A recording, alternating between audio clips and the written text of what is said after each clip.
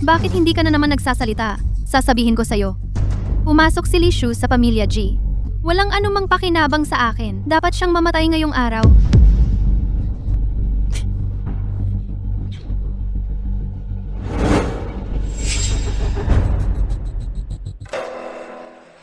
Nahuli na kita. Kianya. Hoy, Kianya, hindi maganda ang pakiramdam mo ngayon. May nararamdaman ka bang masama? Okay lang ako, nanay. Nag-aalala lang ako. Bukas na uuwi ang kapatid kong babae. Baka hindi niya ako magustuhan. Ang bait-bait ng anak kong si Kianya. Paano ka naman hindi magugustuhan ng iba? Bini-bini. Talagang magkamukha kayo sa larawan. Nandito na ang aking munting Xiaoshu. Siya pala. Xiaoshu. Ako ang iyong nanay, tagapang-asiwa. Tawagan mo agad si ama at ang mga kuya. Umuwi na si Xiaoshu. Sabihin mong umuwi agad siya. Opo. Ginang. Xiaoshu, ito si Kianya. Ito ang ate mo. Ibig mong sabihin, ang taong ito na pumalit sa kinaroroonan ko at nagtangkapang patayin ako ay ang ate ko. Hala, may nahalata na ba siya? Ma, alam kong hindi ako gusto ni Lee na kapatid. Pero hindi naman pwedeng gawa-gawa lang niya akong mamamatay tao. Xiaoshu, anong pinagsasabi mo? Ako mismo ang nag-alaga at nagpalaki kay Kianya. Ako ang pinakakilala sa ugali niya. Ate mo siya. Huwag mo siyang pag-usapan ng ganyan. Mag-sorry ka sa kanya. Ayos lang yan, ma. Sa mga nakaraang taon, totoo namang ako ang pumalit sa lugar ng kapatid ko. Kung ganyan ang sabihin niya sa akin, tatanggapin ko. Kakauwi mo pa lang, sinisiraan mo na ang anak na inalaga ng pamilyang G sa loob ng mahigit 10 taon. Kahit nakadugo ka, sa paningin ni nanay ngayon, talunan ka na. Kapatid, lahat ng kasalanan, ako ang may gawa. Aalis na ako sa pamilyang G. Ang nangyari noon, biktima rin si Kianya. Pareho kayong mga anak ko. Simula ngayon, hindi mo siya pwedeng bastusin. Naiintindihan mo ba? Anong dapat intindihin? Ikaw ang aking bunsong kapatid na babae, si Li Shu, di ba? Xiaoya. Anong nangyari? Siya ba ang nambastos sa'yo? Pangatlo, Madaling mag-init ang ulo. Tangang-tanga. Ang ikatlong ginoo ng pamilyang G, tulad nga ng sabi-sabi.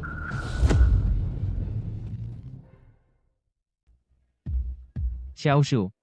Paano mo nasabi yan sa iyong ikatlong ginoo? Mali ba ang sinabi ko?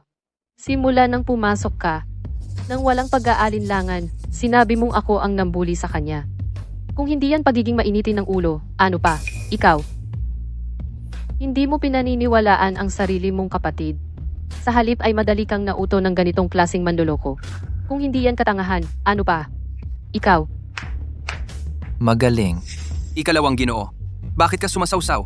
Hindi mo ba narinig na minumura niya ako? Anong sumasawsaw? Sa tingin ko, tama naman ang sinabi ng kapatid natin. Ikatlong ginoo. Paano mo natukoy na si Xiaoshu ang nambuli kay Kianya? Kung hindi siya, sino pa? Xiaoya, ikaw naman ang magsabi. Si Xiaoshu ba talaga ang nambuli sa'yo? Xiaoya. Huwag kang matakot, sabihin mo. Andito ang iyong ikatlong ginoo para sa'yo. Xiaoya, alam mo, kinamumuhian ng ikalawang ginoo ang mga sinungaling. Mas mabuti na sagutin mo ng maayos. Tama na.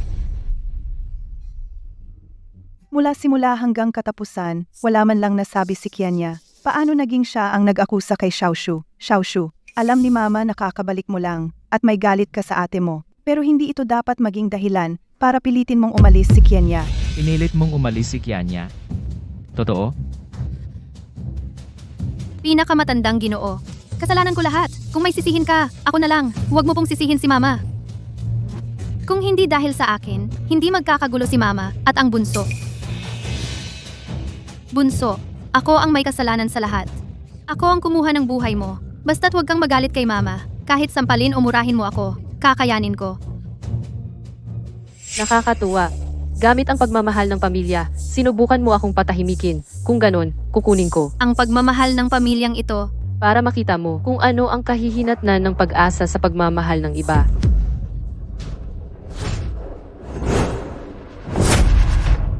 Xiaoshu. Ayos ka lang ba? Ayos lang. Ate, alam ko, baka natatakot kang kunin ko ang pagmamahal ni Mama. Pero hindi mo naman ito dapat ginawa sa harap ng lahat. Kuya, second kuya. Talaga, hindi ako yon. Tama na. Xiaoya, kung gusto mo pang manatili sa pamilya G, maging maayos ka. Huwag kang mag-alala, bunso. Mula ngayon dito sa bahay na ito, nandito ang iyong second kuya para alagaan ka. Salamat, second kuya.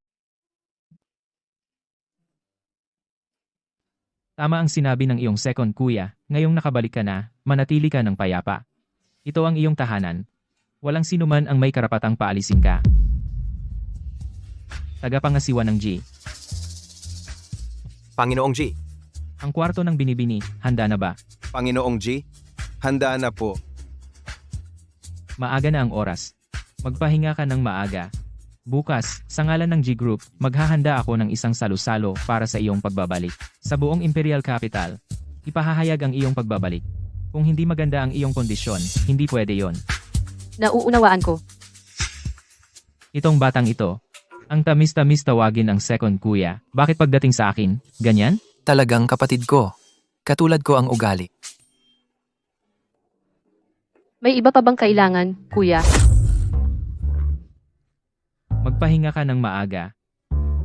Tagapangasiwa ng G. Pakiusap, dalhin ninyo ako sa aking kwarto. Opo, binibining G. Si Po. Hoy, tingnan mo to. Tingnan mo. Bakit hindi man lang siya bumati sa akin? Kung hindi lang sinabi ng pamilya Shen na naniniwala sila sa manghuhula na siya ang itinakdang mapapangasawa, ayoko talaga sa kanya. Diyos ko, naiinis ako.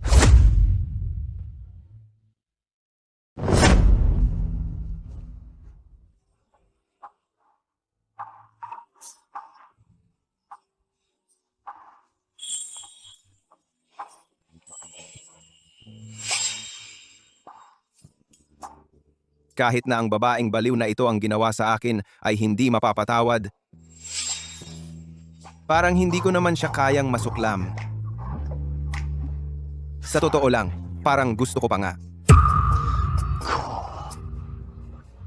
Bakit ko naiisip na ayos lang ang isang masamang tao? Matutulog lang sa akin, tapos tatakbo. Tapos ang kapal pa ng mukha na sabihing dapat akong magpakabanal para sa kanya. Sino ba siya para mag-utos niyan?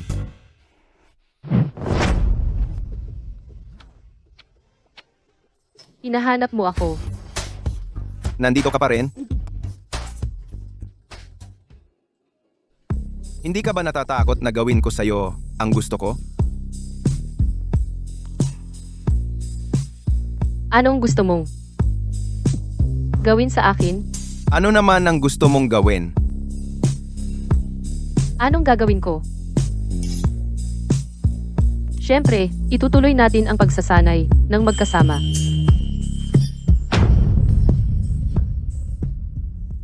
Siyempre, tuloy lang ang pagtatalik natin.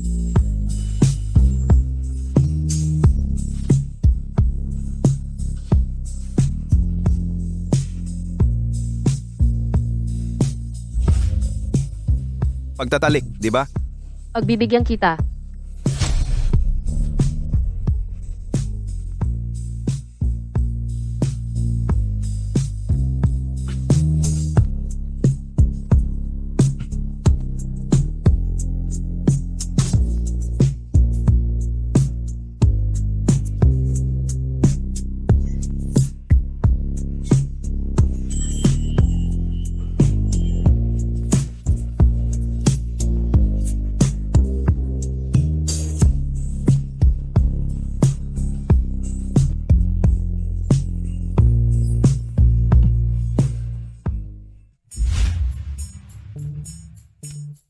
Bakit?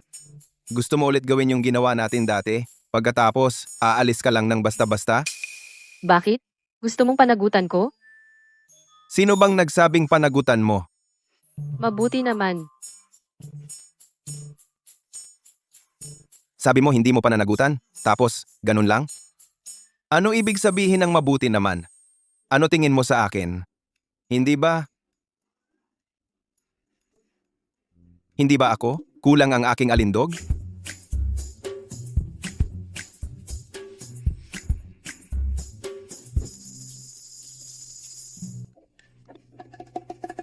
Okay naman.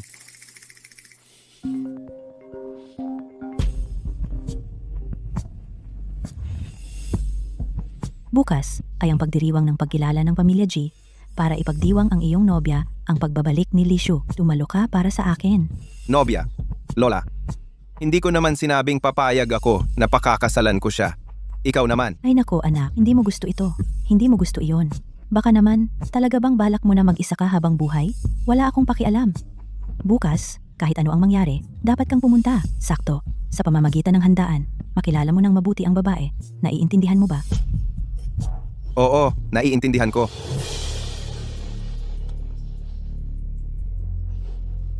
Lola, dahil hindi mo pinapansin ang aking kagustuhan at pinipilit mo akong pumunta, huwag kang magalit kung hindi ko sundin ang gusto mo.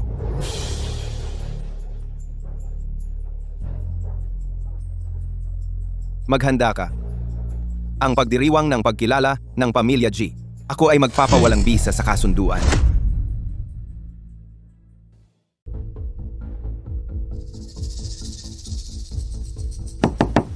Ate, May kailangan ka? ate, kakauwi mo lang mula sa labas. Tiyak wala kang angkop na damit para sa engagement party. Sinigurado kong kumuha ng isa sa mga damit ko. Binibining G. Chenia. Ang gown na ito, ayon sa utos mo, ay ibinabad sa mataas na konsentrasyon ng peach extract. Kapag isinuot ito ng taong allergic, tiyak na magkakapantal siya sa buong katawan.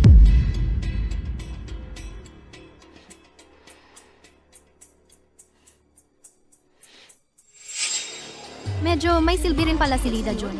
Kung hindi dahil sa kanya, hindi ko malalaman na allergic ka sa peach.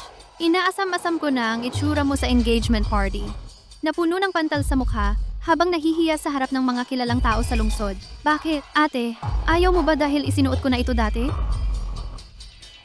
Ayaw.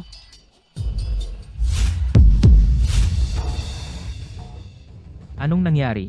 Kuya, nag-aalala ako na baka wala siyang maisuot. Kaya dinala ko ang isa sa akin para ibigay sa kanya.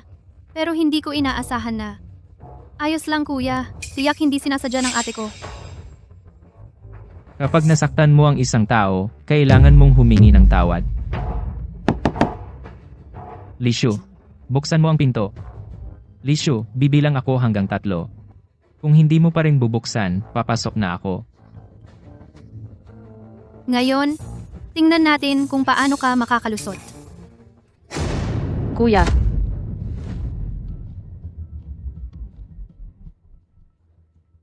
kayo, bakit kayo nandito sa labas ng kwarto ko? Anong ginagawa mo rito? Saan ba dapat ako? Ibig mong sabihin, dapat nasa kwarto ako. Tapos, itong gown. Yung sugat sa kamay mo. Ako ang may gawa. Ganoon ba? Kuya, totoo talaga. Hindi ako nagsisinungaling. Talagang dinala ko lang itong gown para sa kanya. Kanina lang, nasa kwarto siya. Dinalhan ko siya ng damit. Ayaw niya dahil suot ko na raw ito. Tapos, isinara niya ang pinto. Tapos dumating ka na. Kung ganoon ang sinasabi mo, si Xiao Shu ba ay nakaka-teleport? Diretso mula sa loob ng pinto ay biglang nasa likuran natin. Kuya, talagang dinala ko lang ang gown. Gown.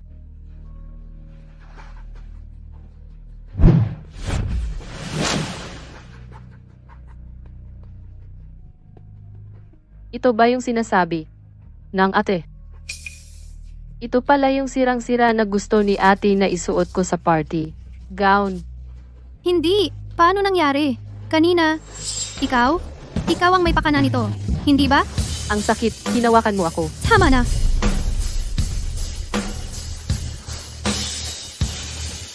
Nakakadismaya ka.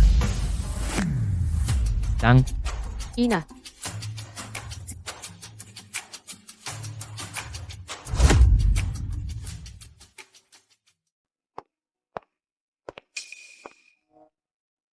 Xiao Shu, pasensya na, nagkamali ako kanina. Ayos lang. Sanay na rin naman ako. Kuya, kung wala ka ng ibang sasabihin, uwi na muna ako. Sandali. Sumunod ka sa akin.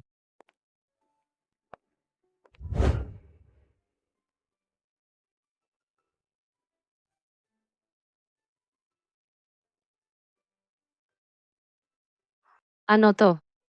Simula nang malaman kong nasa labas ang kapatid kong babae, sinimulan kong bumili ng paunti-unti ng mga ganito. Para kapag bumalik ka na, ako mismo ang magbibigay sa'yo. Nagustuhan mo ba? Salamat, kuya. Kapatid kita. Dapat lang tong gawin ng kuya mo. Huwag ka nang magsasabi ng salamat sa susunod. Black miasma.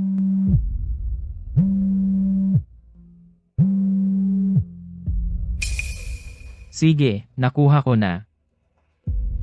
May konting aayusin sa kumpanya. Sa salo-salo para sa pagkilala sa'yo, papadalahan kita ng sasakyan. Kuya, sandali lang. Kuya, naniniwala ka ba sa akin? Siyempre naman.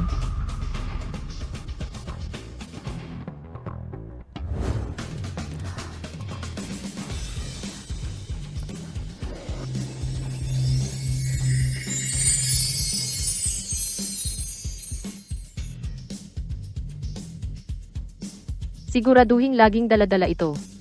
At saka, sa alas 7 ngayong gabi, huwag kang dadaan sa Jiangyang Avenue. Sige.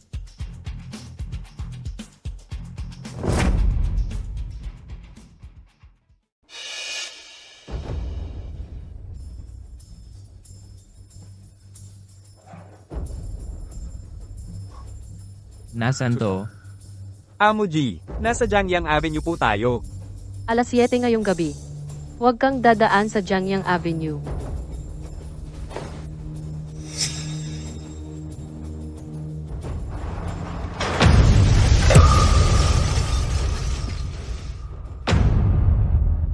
Inay, huwag po kayong mag-alala. Sa ngayon, walang balita. Makakaligtas si kuya, sigurado yan. Tama. Mapalad si kuya, laging may awa ang langit sa kanya. Sa tuwing may problema, laging nakakaligtas siya. Kahit nga yung manghuhula, sabi matagal ang buhay niya. Sa pagkakataong ito, makakaligtas siya. Baka naman. Si Ji Jingchen ang may nangyari. Ikaw! Simula nang bumalik ka, nagulo ang buhay ng pamilyang ito dahil sa'yo. Okay lang yon. Pero ngayon, ikaw pa ang dahilan kung bakit nasawi ang kuya mo? Nanay, anong kinalaman ni Xiaoshu sa nangyari? Ayaw din ni Xiaoshu na may mangyari sa kuya. Kung gusto mong pagbintangan, laging may dahilan. Ang ibig mong sabihin, nagbibintang lang ako sa'yo? Inay, huwag kang mag-init ng ulo. Ate, maaga sanang aalis si kuya ngayong umaga. Kung hindi dahil sa pakikipag-usap mo sa kanya, naantala siya. Paano siya? Tama, kung hindi dahil sa'yo, siguradong nakaiwas sana si Jing Chen sa sakunang ito. Malas, lumayas ka sa pamilyang G. Inay, Tingnan natin kung sinong magpapalayas kay Xiaoshu.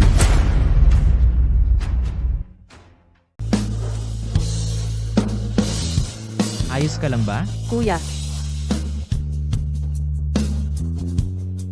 Sinong may lakas ng loob na paalisin si Xiaoshu? kuya.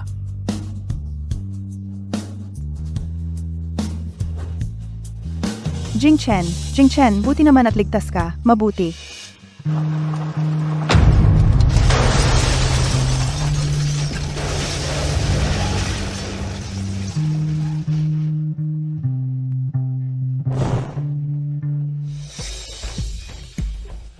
Paano nangyari yon? ate, ligtas na nakauwi si kuya. Parang hindi ka masaya. Siyempre masaya ako sa pag-uwi ni kuya. Bakit naman ako hindi magiging masaya? Ate, bakit mo pa kailangang sabihin yan? Nagdudulot lang yan ng hindi pagkakaunawaan.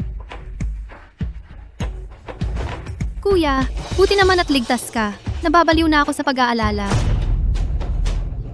Ang pag-aalala mo ba ay para lang maghasik ng away? Jing Chen, paano mo nasabi ang ganoon sa kapatid mo? Kapatid? Kung mananatili lang siyang tahimik at hindi nakakagulo, baka sakaling ituring ko pa siyang tunay na kapatid. Pero tingnan mo siya, sanay na sa pagsisinungaling. Ngayon, nagpapalabas pa ng away. Sa tingin ko, mas mabuting ibalik na lang siya sa pamilya Lee para hindi na niya guluhin ang katahimikan dito. Sang-ayon ako. Ano? Papaalisin ninyo ako? Kuya, pangalawang kuya, ganoon ba talaga kahalaga ang dugong magkadugo? Ganoon ba talaga kahalaga na ang mahigit 20 taon nating pagsasama ay kayang itapon na lang? Hindi, Kianya. Hindi ganoon kahalaga ang dugong magkadugo. Ikaw ang tunay na anak ko. Tama. Kahit wala tayong iisang dugo, ikaw pa rin ang tunay kong kapatid. Hindi basta-bastang tao ang makakapantay sa'yo. Dionye, tumigil ka. Kuya, nagbibiro lang naman ako. Bakit ang tindi mo? Pamilya tayong lahat dito. Dapat tayo ay magtutulungan at magkakasundo. Dahil ginamit ko ang katawan ng orihinal na may-ari, nararapat lang na ipaghiganti ko siya. Kung palalayasin lang natin siya ng ganito kadali, parang napakadali para sa kanya, di ba? Si. Kung ganoon ang sinabi ni Xiao Shu, kalimutan na natin ito. Xiao Shu, sumama ka sa akin sandali. May itatanong ako sa'yo.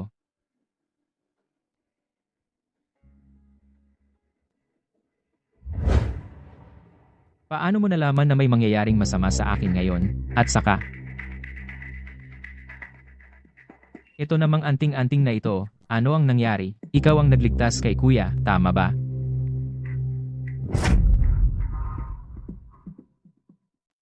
Maganda. Pero, paano mo nalaman to? Ayos lang. Kung ayaw mong sabihin, okay lang. Kasi lahat naman tayo may sikreto, naiintindihan ng kuya. Hindi naman talaga sikreto. Ito lang. Nag-aral ako ng konti ng panghuhula mula sa isang master ng panghuhula. Kaya kong mahulaan ang swerte. At malas. Ah, ganun ba? Sige. Magbihis ka na. Ayusin mo ang sarili mo, sa pagtitipon ngayong gabi. Bigyan natin sila ng isang nakamamanghang pagtatanghal.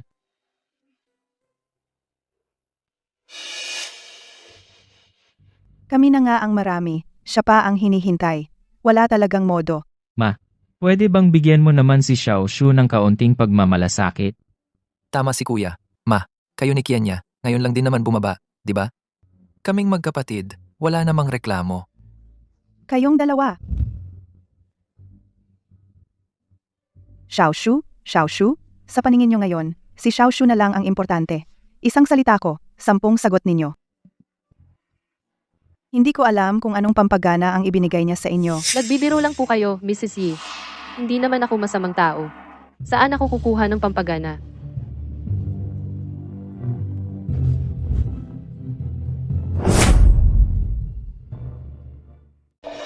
Hindi ko inaasahang ganito siya kaganda kapag nag-ayos. May konting pagkakatulad pa nga sa itsura ko noong bata ako ang dating.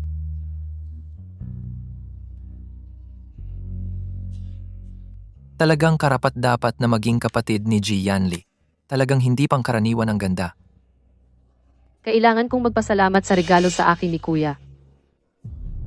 Hindi ko akalain na ibibigay pala ni kuya ang damit na yon. Ang napakamahal at wala nang mabibilhan kay Li Shu. Ang tagal ko nang nakikiusap sa kanya. Ayaw pa rin niyang ibigay sa akin. Ano ba yan? May regalo rin sa iyo ang iyong Ginoo.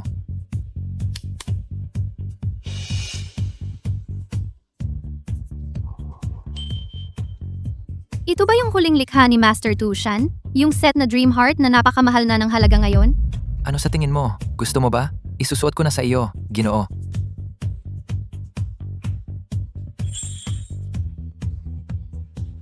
Salamat, Ginoo.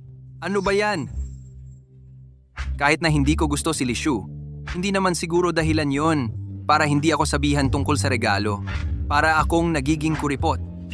Lishu, ikaw talaga. Dapat sa akin lahat ng ito. Ikaw. Ikaw ang kumuha ng lahat ng ito sa akin. Ang Gaisan de Lishu, lahat ito ay dapat sa akin. Ikaw. Ikaw ang kumuha ng lahat ng ito.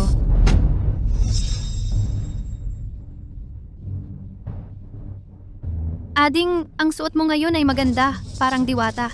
Pero hindi naman mukhang bagong galing sa probinsya. Ate, ang ganda mo rin ngayon.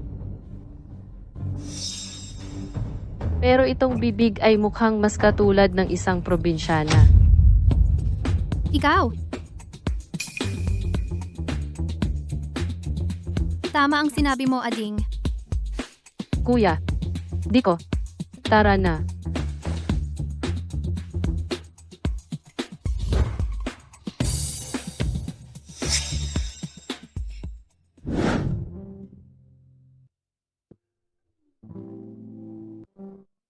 Yue, talaga bang desidido ka na? Na para sa isang babaeng hindi mo kilala? At makikipaghiwalay sa pamilya G? Sabihin ko, hindi kaya naakit ka ng babaeng iyon? Sa kanya? Ay may gusto ka na? Narinig ko na si Mr. Huo kamakailan ay nasa Africa ay nagbukas ng ilang proyekto. Kung wala ka talagang ginagawa, hindi ako mag-aatubiling bigyan ka ng trabaho. Hindi na ako magsasalita. Tama na, hindi na ako magsasalita.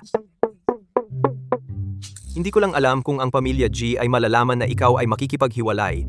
Ano kaya ang mararamdaman nila?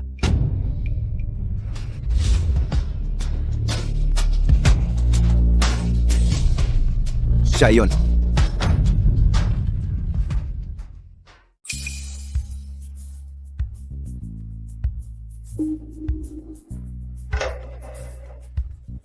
Yung babaeng multo.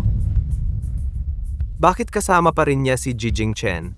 Gusto ko ring malaman. Paano siya napunta rito?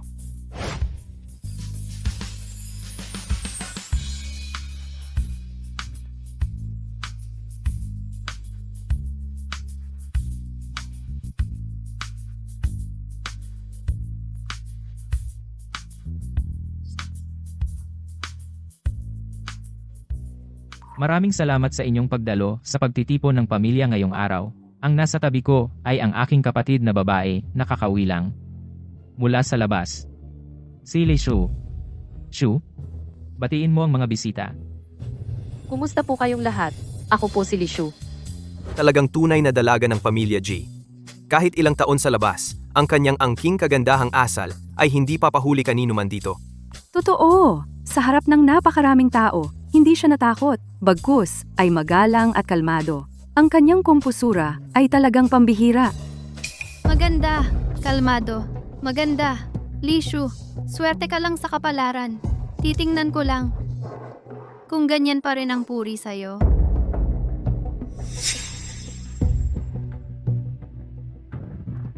Shu, tama ang sinabi ko, di ba? Walang may pakialam na galing ka sa probinsya. Wala ring may pakialam na hindi ka man lang nakapagtapos ng high school. Sa hinaharap, manatili ka na lang sa bahay bilang dalaga. Hindi man lang nakapagtapos ng high school?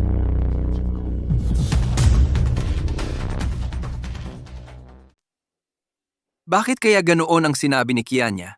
Hindi ba't lalo lang niyang ibinaba ang tingin ng lahat kay Lishu? Ano? Yung panganay na anak na babae ng pamilya G taga-probinsya pala? Okay lang sana kung taga-probinsya, pero hindi man lang nakapag-high school? Grabe naman yan. Oo nga, sa ating mga nasa mataas na lipunan, sino bang anak ang hindi nag-aral sa ibang bansa, mga edukado? Paano nangyari na may ganoon silang kakaiba? Jikia niya. Kuya, hindi ko sinasadya. Gusto ko lang sanang bigyan ng kumpiyansa ang bunso. Hindi ko inakalang sila ay... Bunso, naiintindihan mo naman si ate, di ba? Akala ko ba, pagkalipas ng napakaraming taon, wala nang gagamit ng ganitong klaseng panlilinlang sa harap ko. Nakakatuwa. Hindi kasalanan ni ate. Alam ko, sigurado akong hindi sinasadya ni ate na ipahiya ako sa harap ng iba. Dahil kung hindi lang, dahil sa pagpapalit noong araw. Ang nasa labas ngayon at naghihirap, ay si ate na. Paano magagawa ni ate na sadyang ipahiya ako sa harap ng lahat, tama ba? Tama. Ang bagay na ito, sa huli, si Binibining G ang nagtiis para sa peking Harris ng pamilya G. Ang nagdusa.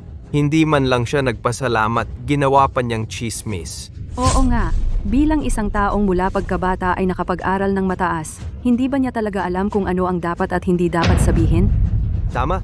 Sa tingin ko, sinadya niya talagang sabihin yon. Natatakot siyang pagbalik ni Binibining G. Wala nang lugar para sa kanya sa pamilya G. Kaya sinadya niyang gawin yon. Tama. Hindi ganoon. Paano nangyari to?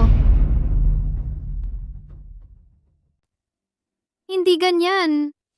Kuya, Huwag mo akong tawaging kuya. Wala akong ganoon, na kapatid na mahilig maggulo. Sige na, huwag na kayong tumingin. Sa party na ito, ang pamilya G ay naghanda ng mga alak na hindi mabibili sa labas. Kung mahuli ka, wala ka nang makukuha. Jikia niya. Kung gusto mo pang manatili sa pamilya G, itigil mo na yung pagpapanggap na kawawa at paghihiwa-hiwalay sa amin. Itigil mo na yan. kuya, wala talaga akong ganoon. Naisip ko lang bigla, ayaw kong mapahiya ang kapatid kong babae. Tama na. Ang mga salitang yan. Kay Xiaoshu mo dapat ipaliwanag. Sige na, sinabi na ni Kenya na hindi niya sinasadya. Kailangan ba talagang gawing malaki ang issue? Ikaw na ang mag-asikaso sa mga bisita. Isasama ko si Xiaoshu para makilala ang mga tao. Ngayong nakabalik na siya, marami siyang dapat matutunan tungkol sa pakikisalamuha. Pero, Nanay mo ako, hindi mo ba ako pinaniniwalaan? Hindi yun ang ibig sabihin ni Kuya. Kaya ikaw, Xiaoshu, sumama ka na kay Mama. Kung may anumang problema, hanapin mo lang kami ni Kuya. Kuya Yu, hindi ko inakala na yung multong babae ay ang tunay na anak ng pamilya G. Ang nobya mo. Oh, hindi ko rin inakala. Ayaw mong panagutan, no? Gusto kong makita. Kung pagkatapos mong malaman ang tunay kong pagkatao, ganito pa rin ba ang iisipin mo? Pero sa itsura niya, hindi madali ang buhay niya sa pamilya G. Sa kakayahan niya, maliban kung kusa niyang pipiliin, ang hindi masaya ay ang ibang tao.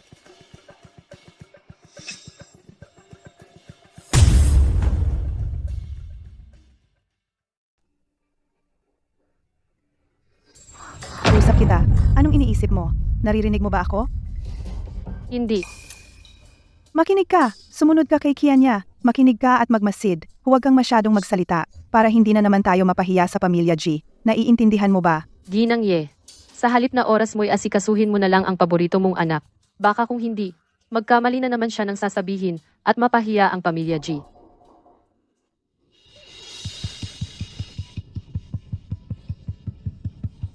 Kung hindi dahil sa'yo, hindi sana tayo napahiya. Alam ko na. Sinabihan ako ni Mama na ipakilala kita sa mga kaibigan ko. Pero kung ayaw mong tanggapin ang kabutihang loob ko, hindi mo na ako masisisi. Miyaw miyaw.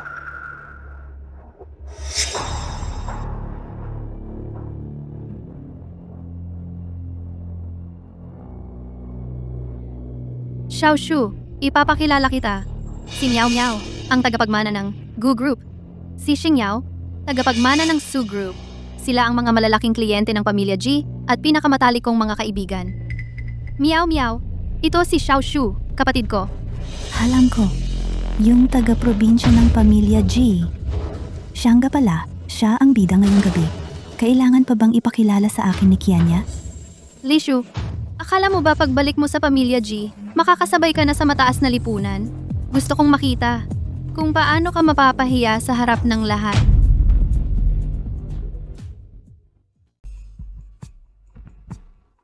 Xiaoshu, wala namang masamang intensyon si Miao Miao. Miao Miao, bakit mo naman nasabi yan? Kung sakaling marinig ito ng kuya ko at ng pangalawa kong kapatid na lalaki, sisihin na naman nila ako na hindi ko inalagaan ng maayos ang kapatid kong babae. Sisihin? Ang kuya mo at ang pangalawa mong kapatid na lalaki? Hindi ba't lagi namang paborito ka? Ha, paano kanila sisishin? Dati yon. Ngayon, ang pinakapaborito ng kuya at ng pangalawang kapatid na lalaki ay ang kapatid kong babae. At saka, ano? At saka, si Xiaoshu at si Shenyu ay may kasunduan pang magpakasal. Kung aapihin ko siya, magagalit din sa akin ang pamilya Shen. Ang pamilya Shen? Isang probinsyana lang siya. Karapat-dapat ba siyang maging nobya ni Shenyu? Totoo yan. At saka, Kahit na nobya siya ni Shenyu, ano naman? Sino sa buong kabisera ang hindi alam na ayaw ni Shenyu sa mga babae? At saka, kung talagang mahalaga siya kay Young Master Shen, bakit naman hindi siya dumalo sa handaan ngayong gabi?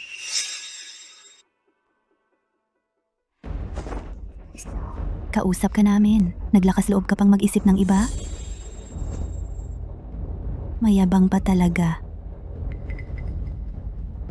Tingnan natin kung ano ang ipinagmamayabang mo.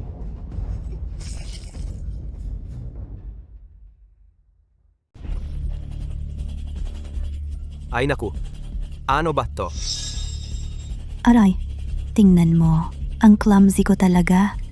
Miss Lee, susunod, hahanapin mo na ba ang mga kuya mo para magsumbong? Anong nangyayari? Mukhang epektibo ang pagiging misoginista mo. Siguro akala ng mga pag inapi nila ang ipinilit sa iyo na nobya, para sila'y naghihiganti para sa iyo. Inapi? Hindi siya basta-basta maaapi. Kasi nga, nang matulog siya sa akin, ang kakayahan na ipinakita niya ay talagang pambihira. Hubarin mo. Anong sinabi mo? Nadumihan mo ang gown ko. Siyempre, ang damit mo ang huhubarin mo para sa akin. Narinig niyo ba? Pinapahubad niya ako ng suot kong damit para ibigay sa kanya. Mukhang seryoso siyang nagpapanggap bilang isang aristokratang dalaga. Nakakatawa talaga. Xiaoshu, hindi sinasadya ni Miao Miao yon. Bakit ka naman ganyan ka-agresibo? Xiaoshu, mag-sorry ka na. Huwag mong sirain ang samahan ng ating dalawang pamilya. Sabi ko, hubarin mo ang damit mo. Ikaw, Xiaoshu, ikaw. Kung di ka marunong magsalita, tumahimik ka na lang.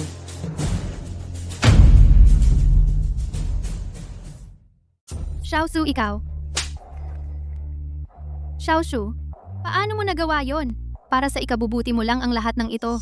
Para sa ikabubuti ko. Sa harap ng ibang tao, sinamantala mo ang sitwasyon ko. Akala mo ba na ako lang ang napapahiya? Ako ang napapahiya.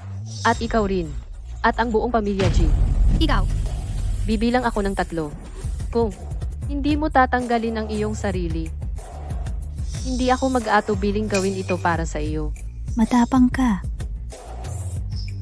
Hoy, Lee, huwag mo akong takutin.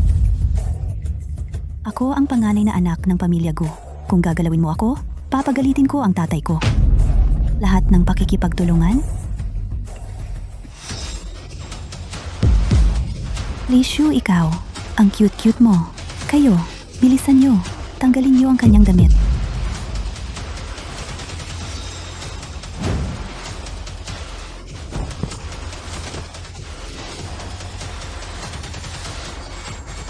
Ano tong nangyayari?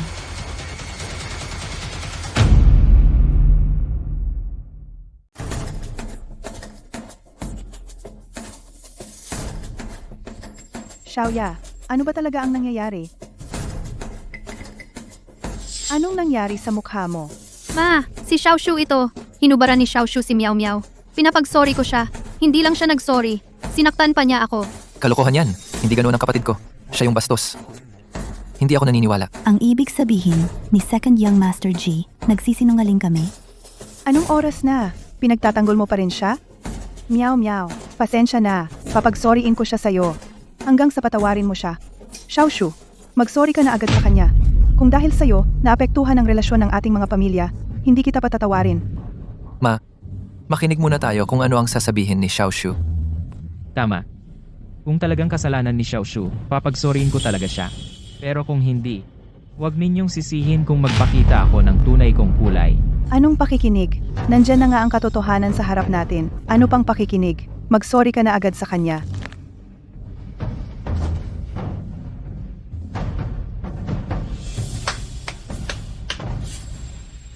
Ang ganda ng katotohanan na nasa harap na ng mga mata. Napakatalas talaga ng mata ni Madam G.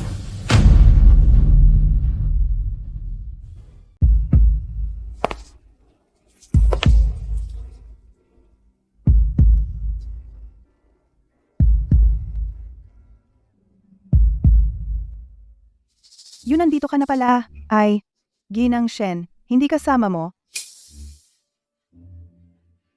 Ang swerte naman. Nagkita ulit tayo. Ang nobya ko. Ngayon, tingnan natin kung saan ka patatakbo.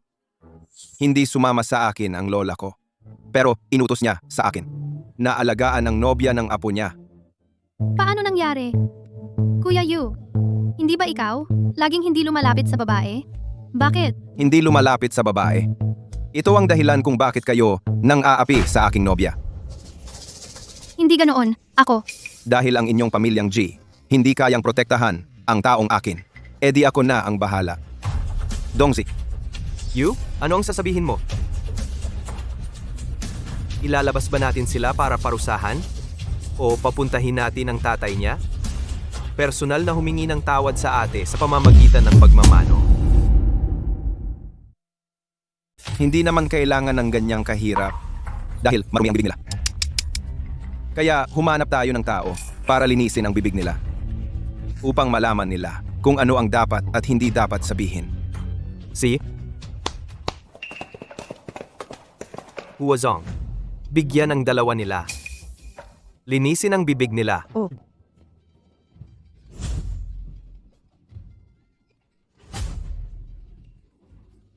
Xiao Yu, hindi sila ang nagkasala kay Xiao Shu. Si Xiao Shu ang walang galang. Inapi sila. Pakitigil mo sila agad. Kaya pala paulit-ulit pinagbilinan ako ng lola ko. Kailangan talagang ako mismo ang pumunta. Takot lang sa manugang na babae na aapihin ng walang tao na magtatanggol sa kanya. Palang siya ang matanda. May pangunawa. Alam niyang mayroon siyang ganoon. Isang inang hindi malinaw ang pag-iisip. Xiao Yu, ako naman ay nakatatanda sa iyo. Paano mo nasabi sa akin iyan? Dahil nga ikaw ang nakatatanda sa akin. Kung hindi, matagal ka ng katulad nila. Shen Yu, paano mo nagawa na kausapin ng nanay ko ng ganoon? Ayan. Nakalimutan ko nga pala yung tungkol sa'yo. Ano? Makakapalag ka pa ba? Makipagpalag? Karapat dapat ka ba? Ikaw ba yung nagsabi? Nakasintahan ko ang unang nanapak, di ba? Ako ang nagsabi. Pero totoo lahat ng sinabi ko. Kuya, mukhang ang pamilya nyo ay wala ring disiplina. Isang ampon sa harap ng maraming tao. Hayagang naninirang puri sa tunay niyong anak na babae. Sa tingin mo, hindi ba siya dapat disiplinahin? Hindi ako nang insulto sa kanya. Siya. Siyang unang nanlait kay Miao Miao. Tapos, ginutay-gutay pa niya ang damit nito. Ganoon ba? Dongzi. Nandito na. Miss Yi. Pasensya na talaga. Kanina, nasa second floor ako. Lahat ay malinaw kong nakita. Ayun nga, na-video ko pa. Sa video na ito, nakatala ang buong pangyayari. Kayo ang magsabi kung totoo o hindi. Panoorin nyo na lang. Panoorin natin ang video para malaman nyo na ang aming si Xiaoya ay hindi nagsisinungaling. Paano ka nagkaroon ng video? Hindi ba't sinabi ko na? Aksidente kong nakuha. Tita Ye. Ano sa tingin nyo? Panoorin ba? Para makita nyo ang anak nyo. Kung nagsasabi ng totoo o hindi. Panoorin. Kuya, Kung talagang kasalanan ni Xiao Shu, ako mismo ang maghahatid sa kanya para humingi ng tawad sa kanila. Pero kung hindi, huwag niyo akong sisihin kung magiging masama ang loob ko. Heto.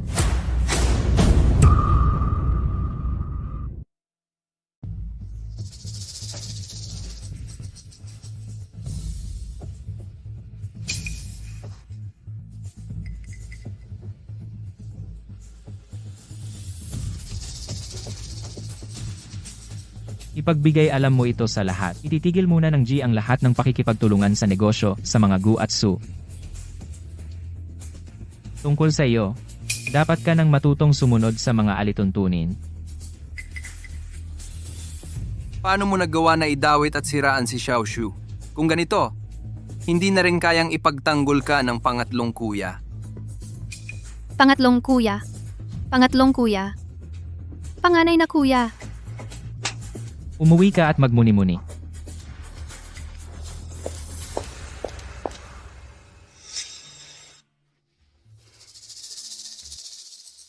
Salamat sa iyo ngayon, Yang Master Shen.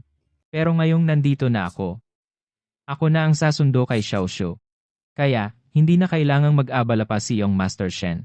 Sa ngayon, ganyan ka ba kasigurado? Nasusunod sa iyo ang aking nobya? Dahil sa pamilya nyo, hindi naman lahat ay masaya sa kanyang pagdating. Hindi na kailangang mag-alala pa si Yang Master Shen.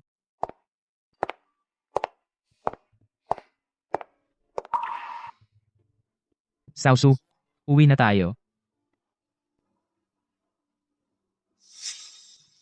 Baka naman, ayaw talaga ni Xiao Shu na sumama sa akin pabalik sa G. Naghihintay ka sa akin. Sinong naghihintay sa iyo? Huwag kang feeling. Sinay, uuwi na muna ako. Pupunta ulit ako mamayang gabi. Lishu, ano ba talaga ang tingin mo sa akin? Parang power bank lang ba ako na kukunin at itatapon kung kailan mo gusto? Ayaw mo? Siyempre naman. Mukha ba akong tanga? Bakit ako magiging power bank mo? Pasensya na. Akala ko kasi. Natutuwa ka rin. Kung ayaw mo, wala akong magagawa kundi humanap na lang ng iba.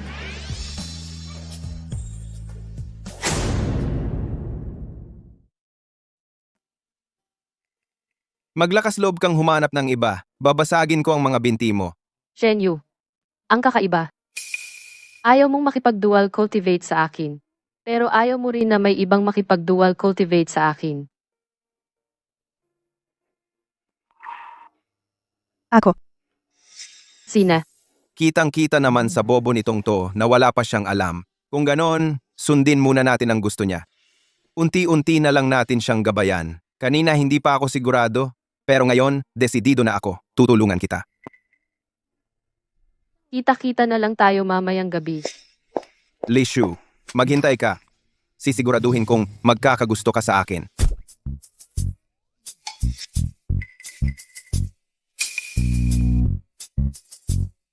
Hindi ko inaasahan, to. Sa buong buhay ko, makikita ko pang matalo si Kuya Yu. Nakakatuwa. Ang galing talaga ng bagong ate natin.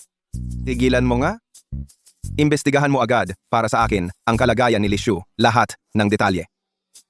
Hindi ako naniniwalang hindi ko siya mapapasunod. Siye, ako na naman ang kawawa. Xiaosu, ang nangyari sa party kanina. Ako ang bahala bilang kuya mo. Salamat, kuya.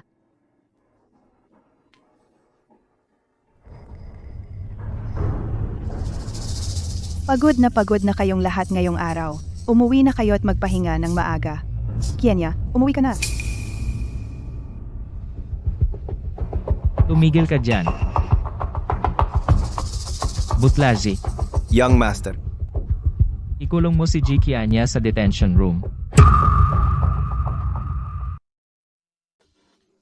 Jing Chen, alam na ni Qianya ang kanyang pagkakamali. Nanay, nakita mo naman ang nangyari ngayon. Sa harap ng lahat, nanggulo si Ji Qianya. Inilagay niya ang aming pamilyang Ji sa kahihiyan. Kung hindi pa natin siya pababayaan para mag-isip-isip, hindi mo alam kung ano pa ang kaya niyang gawin sa hinaharap, dalhin mo siya. Kung wala ang utos ko, walang sino mang dapat magpalaya sa kanya. Opo, kuya. Binibining siya niya. Sumama ka sa akin. Ayoko. Ang pangyayari ngayon, sa huli, ay dahil sa kanya na nagpadalos-dalos at nanapak. Sa tingin ko, ang pinakadapat magsisi ay siya. Nanay, nawawala ka na ba sa sarili mo? Nakalimutan mo na ba kung sino ang iyong tunay na anak na babae? Sa tingin ko, kayo ang nawawala sa sarili. Gaano pa katagal ang kanyang pagbabalik? Kayo-kayo, siya na agad ang inuuna sa lahat. Wala man lang kayong isinasaalang-alang na nararamdaman ni Qianya. At ikaw, hindi ka ba makapagpakatahimik lang bilang dalagang G? Kailangan mo bang laging gumawa ng gulo? Ako ang gumagawa ng gulo. G ng G. Napakagaling mo talaga sa pagbaligtad ng katotohanan. Kung ganito mo ako kinamumuhian, bakit mo noon pinapunta? Si Lida yun para kunin ako. Alam mo ba na dahil sa isang salita mo, si Lida Jun ay... Li Shu! Li Shu! Anak, gusto mo lang talaga akong ikulong? Para makaganti, di ba? Pumapayag na ako. Bakit kailangan mong magsalita ng ganyan sa nanay? Ji Qianya, kung ayaw mong malaman ng iba, huwag kang gumawa ng masama. Akala mo ba, kung hindi ko sasabihin, hindi na malalaman ng sinuman? Ikaw? Tama na. Tapos na ang usapan. Nanay, kung mayroon kang hindi kasiya siya. Pagbalik ni tatay, kausapin niya ako. Sina.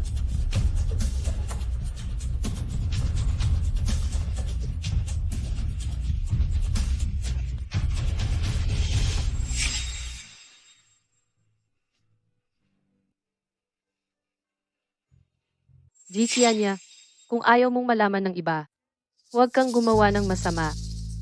Akala mo ba kung hindi ko sasabihin? Hindi na malalaman ng sinuman. Ano ba ang ibig niyang sabihin? Baka alam niya na ako ang nag-utos kay Li Dajun na gawin iyon. Paano kung binobola lang niya ako? Hindi pwede. Kung malaman ng pamilya G na ako ang may pakana kay Li Shu, wala na akong matutuluyan sa pamilyang ito. Si Li Shu ay hindi na pwedeng mabuhay.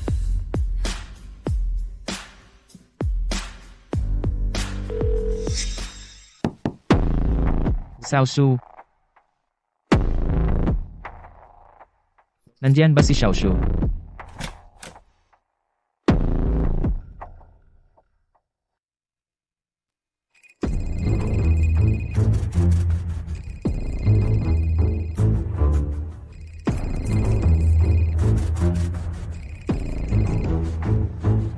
Hoy, Lee Da-jun, bibigyan kita ng huling pagkakataon. Si Lee Shu, kailangang mamatay sa loob ng 3. Kailangang mamatay si Lee Shu. hoy.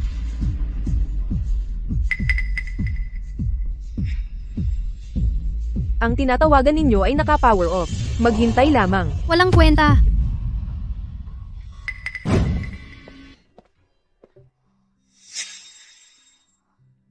Gabi na ng ganito.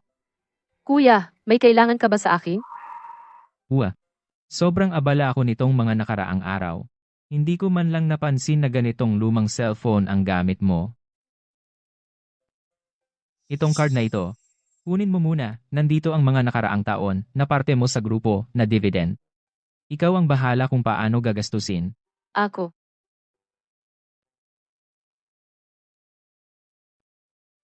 Salamat, kuya.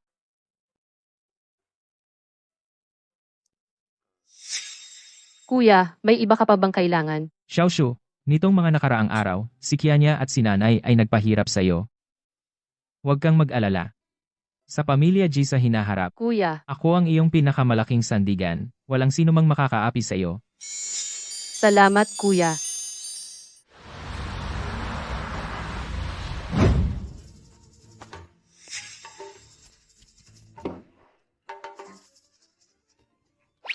Teka, Ano? kahit na pumayag ako na maging human charger mo, hindi ka naman dapat ay diretsahan ka agad. Parang ako ay isang male model na pwedeng matulog kapag binayaran.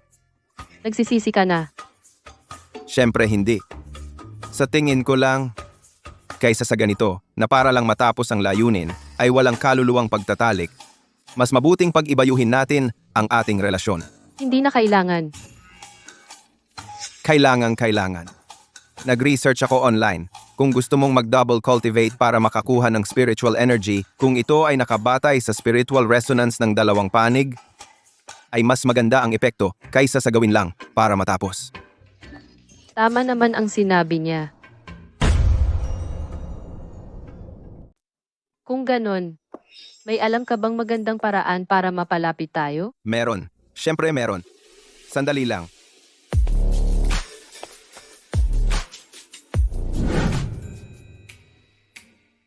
Yung sinasabi mong paraan para mapalapit. Ito ba yun? Tama. Ito nga. Handa ka na ba? Sabi sa internet, itong horror movie na to ang pinakatakot na pelikula sa kasaysayan. Walang babae na hindi matatakot. Mamaya, ipapakita ko sa kanya ang pagiging ideal na kasintahan ko. Handa na. Simulan na natin.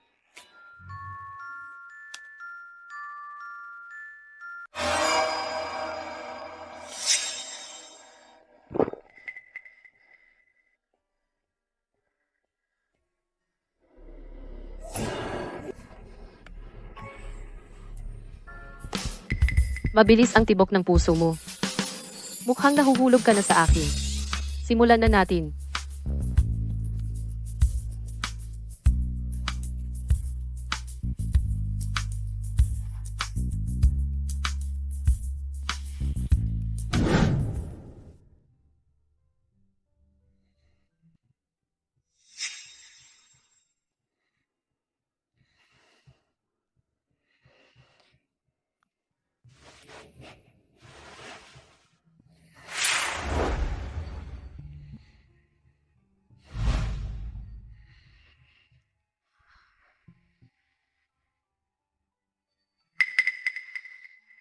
Tama nga ang sinabi niya.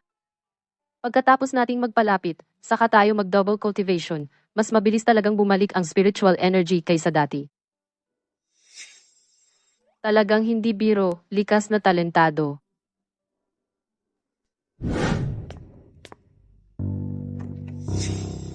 Bini. Tatawagin ko lang sana kayo. Handa na ang almusal. Sige.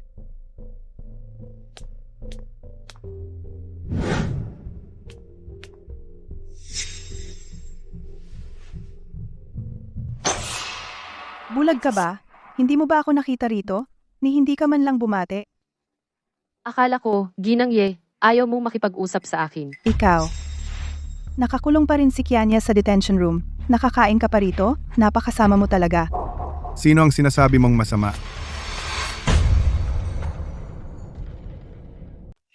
Mahal.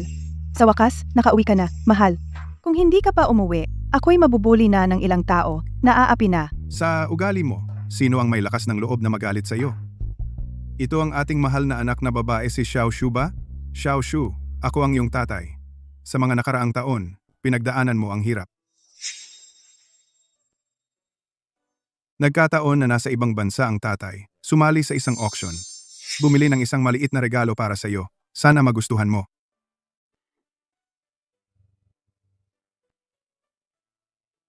Salamat, tatay. Ito ay isang pink na supercar na limitado sa buong mundo.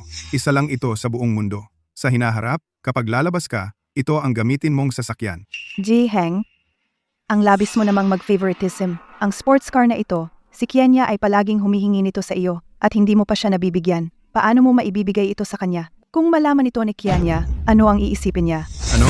Ako, si Ji Heng. Magbigay ng regalo sa aking tunay na anak na babae? Kailangan pa bang tingnan ang kanyang reaksyon? Ikaw. Anong nangyari sa akin? Huwag mong isipin na dahil nasa ibang bansa ako, ay wala akong alam sa mga nangyayari. Malinaw na sinabi sa akin ng amo sa telepono ang lahat. Mula nang umuwi si Xiaoshu, si Kianya ang laging nanggugulo. At sa mismong pagtitipon para kilalanin siya, sa napaka-importanteng okasyon na yon, nakipagsabwatan pa siya sa mga di-kapamilya para siraan at hamakin si Xiaoshu. Dahil sa mga ginawa niyang yon, nararapat lang na ikulong siya ng ilang araw para magmuni-muni. Paano mo nasabi ang ganyang klaseng salita? Kahit papaano, ikaw ay nakasama at nakita mo si Kianya habang lumalaki. Nakakaya mo bang siya iwan sa kulungang yon at magdusa? Si Xiaoshu ang tunay kong anak, at saka, hindi naman nagkukulang sa pagkain at inumin doon. Hindi yan pagdurusa. Ikaw. Xiaoshu, nag-aalala lang ng sobra ang nanay mo. Minsan, hindi maiiwasang magsalita ng walang pasabi. Huwag mo siyang sisihin. Ji Heng, wala akong pakialam kung ano ang iniisip mo ngayon, o kung bakit. Palalayain mo ba siya o hindi? Kung hindi mo siya palalayain, gagawin ko. Ipapakita ko sa'yo. Hoy! Huwag kang padalos-dalos! Palalayain mo ba siya o hindi? Kung gagawin mo yan, iniisip mo ba ang nararamdaman ni Xiaoshu? Wala na akong pakialam. Ang alam ko lang, kailangan kong iligtas si Kianya. At saka, ang mundo niya ay puno na ng pagmamahal at pag-aalala ng maraming tao. Pero si Kianya, ako lang ang meron siya. Palalayain mo ba siya o hindi? Ako. Xiaoshu, paano kung pakinggan muna natin ngayon ang nanay? Pagkalabas niya, papaaminin ko siyang humingi ng tawad sa'yo. Ano sa tingin mo? Kay ganda ng nakakabagbag damdaming dula ng pagmamahal sa anak. Mrs. Ye, talaga namang napakalaki ng pagmamahal mo sa anak mo. Kung ganon, ang opinion ko, importante pa ba? Palayain o hindi? Kayo ang bahala. Sige na, paano mo nagawa yan? Si Xiaoshu ang tunay mong anak sa dugo. Hindi ko hinihiling na mahalin mo siya, tulad ng pagmamahal mo kay Kianya. Pero kahit papaano, dapat mong isipin ang iniisip ni Xiaoshu. Alam ko na. Bilis! Una muna nating ilabas si Kianya at palayain.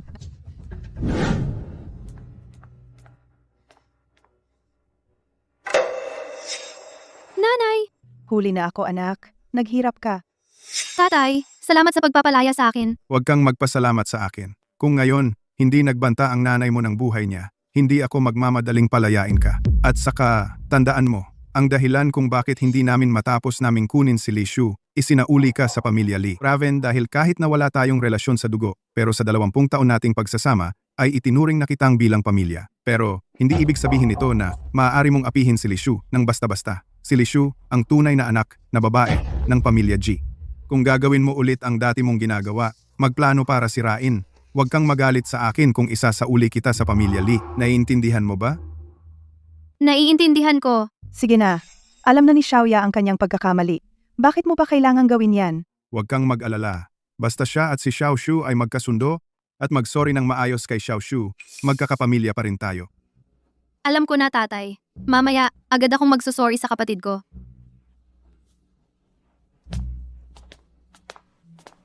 Magkasundo? Kung hindi na ako makikipag-agawan, baka hindi magtagal. Kayong lahat ay maaakit ni Li Shu ng babaeng yon.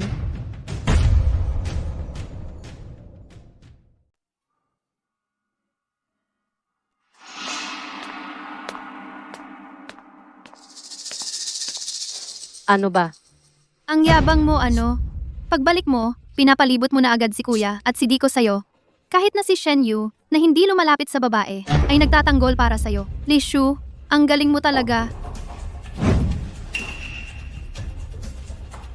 Batas ng kriminal na paglilitis. Ano ba ang pinagpapanggap mo? Ikaw na hindi man lang nakapag-high school, ay hindi nakabasa nito? Naiintindihan mo ba? Ulutin mo. Nagagalit ka na dahil nahihiya ka? Alam mo ba kung sino ang nagpalaya sa akin? Si tatay. Kahit na si kuya at si Diko ay nagkagusto sa'yo, ano naman, hanggat nandito ang pamilyang ito, kahit gaano ako kalala, si nanay at si tatay ang sasalo sa akin. Papupulutin kita. Ulutin mo. Hindi mo kailangang magpanggap na wala kang pakialam. Sa palagay ko, sa puso mo, siguradong para sa akin ay puno ng inggit at selos. Dahil parang hindi mo pa naranasan ang pagmamahal ng ama at pagmamahal ng ina. Maingay.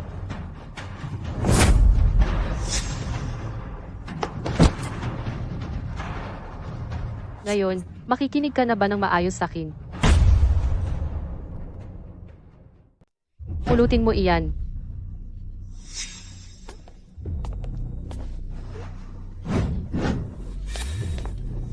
Babae, anong ginawa mo sa akin? Bakit hindi ako makapagsalita? Alam mo ba kung bakit ko binabasa ang Code of Criminal Procedure? Nagtataka lang ako. Ang pag-udyok sa pagpatay ng tao. Ano kayang parusa ang makukuha? Baka kaya triple penalty? Oy! Sasakalin kita! Xiaoya, tigilan mo yan. Ayos ka lang? Kuya Yanli! Kuya Yunye! Alam ng kuya mo, napupunta ka rito para humingi ng tawad kay Shu. Natatakot siyang maapi ka, kaya nagmamadali siyang pumunta rito. Pero ano ang nangyari? Hindi ganoon. Siya ang unang nanukso sa akin. Kuya Yanli. Kuya Yunye. Kasalanan ko ang lahat. Ate, dahil bumalik ako, siguro natatakot ka na baka kunin ko ang atensyon ni Papa at ng mga kuya natin, kaya ayaw mo sa akin. Sa tingin ko, mas mabuti pang umalis na lang ako. Dati, kaya kong mabuhay sa pamamagitan ng pagpulot ng basura. Kaya ko pa rin yun ngayon. Xiaoshu, bunso. Pasensya na. Nagkamali ako sa'yo noon. Mag-sorry ka kay Shu. Ngayon din.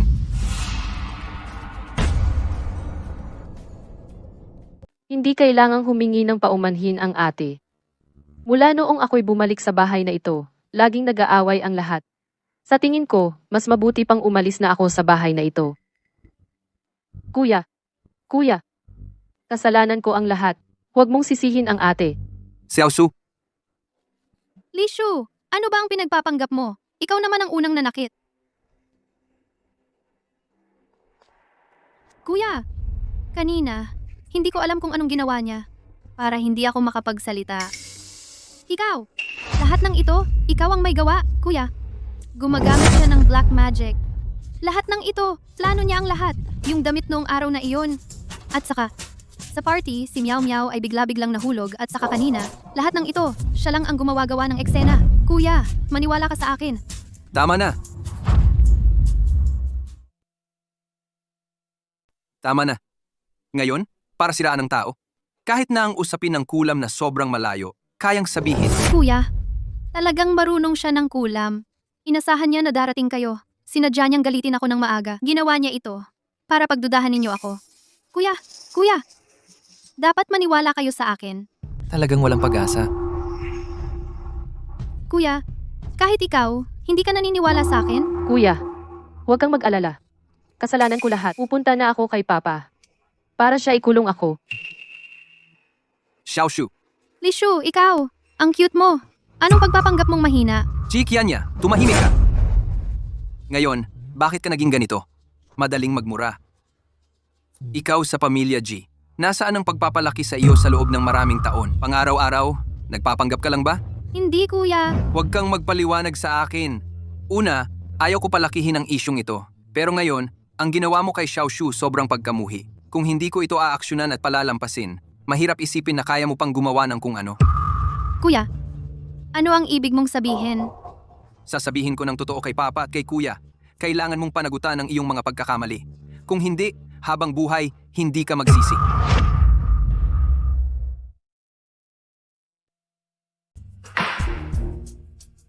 G. Kianya, nakakalungkot ka talaga. Akala ko nagsisisi ka na talaga. Kaya ka humingi ng tawad kay Xiaoshu. Hindi ko inaasahang hindi ka lang nagsisisi. Lalo ka pang naging agresibo. Sinaktan mo pa si Xiaoshu. Hindi po, tatay. Siya po ang unang nanakit. Wala akong magawa kundi lumaban. Sinaktan ka ni Xiaoshu, may ebidensya ka ba? O kaya, saan ka naman daw nasaktan? Meron. Sinipa niya ako. May pasa sigurado.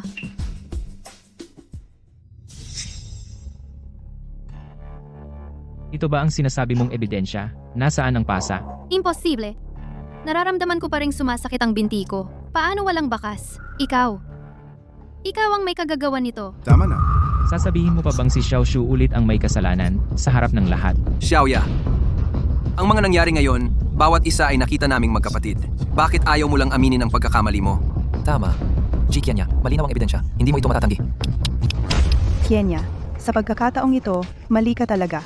Nanay, hindi ka rin ba naniniwala sa akin?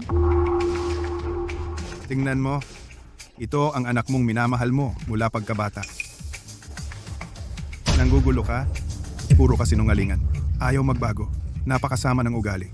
Sa tingin ko, hindi na siya dapat manatili sa pamilyang G. Tatay, papaalisin mo ba ako? Hindi ako sang-ayon. Nagkamali lang naman siya ng kaunting bagay, di ba? Kailangan bang paalisin siya dahil doon?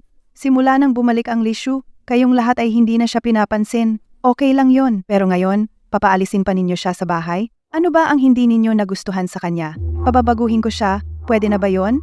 Magbabago? Binigyan na namin siya ng napakaraming pagkakataon. Nagbago ba siya? Sang-ayon ako sa desisyon ni tatay. Ako rin. Sang-ayon ako. Bunso, hindi ba't ikaw ang laging pinakamamahal si Kianya? Siguradong hindi ka sasang-ayon, di ba? Talagang sobra na si Xiaoya sa pagkakataong ito.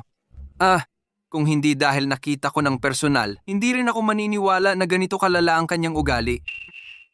Kaya, sang-ayon din ako sa desisyon ni tatay. Kayong lahat.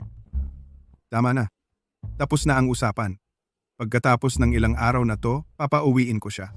Sa huling mga araw na ito, samahan mo ng mabuti ang iyong ina. Sana ay magpakabuti ka.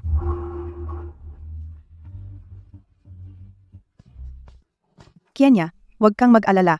Kakausapin ulit ni Mama si Tatay.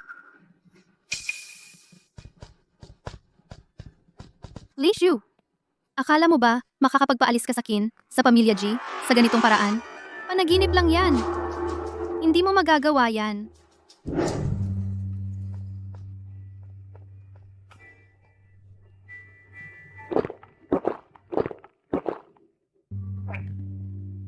Ginoong Yu, hindi mo ba sinabing imbestigahan ko ang mga gusto ng munting asawa? Nahanap ko na. Wala. Pero nakaimbestiga ako ng ibang bagay. Siguradong gusto mong malaman. Ang tagal mo! Bilisan mo! Ito. Lahat ito ay nalaman ko nang imbestigahan ko ang pamilya Lee sa mga kalye at eskinita, sa mga kapitbahay at kababayan. Sabi ko sa'yo, Ginoong Yu, ang stepfather ng asawa, si Lee Da-jun, napakasama ng ugali. Sa asawa, laging sinasaktan at minumura lang. Gusto pang patayin ang asawa. Ito yung larawan.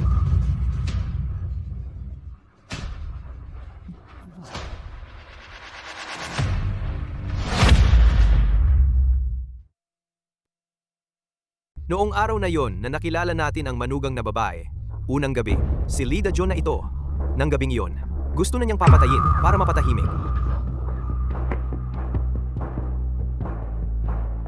Hindi mo talaga mahuhulaan. Sino ba talaga ang salarin? Sino? Inimbestigahan ko ang mga bank records ni Lee Da-jun itong mga nakaraang taon, mga record ng bangko, mga tala ng tawag. Napansin ko, siya at yung peking anak na babae ng pamilya G, yung peke, ay malapit na magkakaugnay. Kaya ang ibig mong sabihin, ang mastermind sa likod nito ay si G. Kianya. Yun nga ang ibig kong sabihin. Sa palagay ko, naramdaman niya na nang umuwi na ang manugang na babae, nagbanta sa posisyon niya. Kaya nga, nakipagsabuatan siya kay Lee Da-jun para pumatay at magtago ng katotohanan.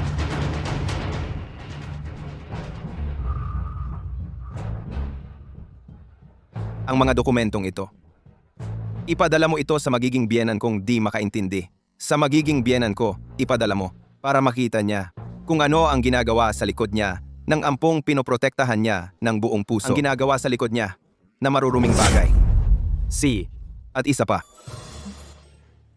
Bantayan mo si G. Kenya para sa akin kapag may kakaibang nangyari. Sabihin mo agad sa akin. Huwag kang mag-alala. Huwag ninyong gagalawin ang tao ko.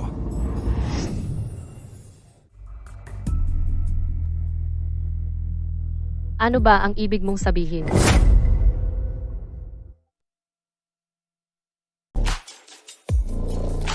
Ito, ang tala ng transaksyon sa bangko.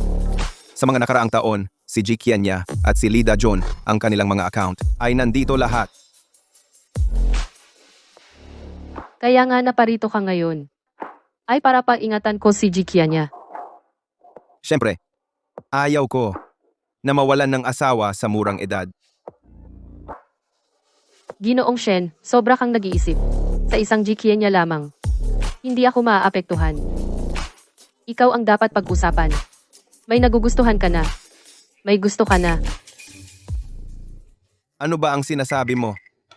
Kaya. Ang taong gusto mo. Ay ako. Sino ang may gusto sa iyo? Ako ay...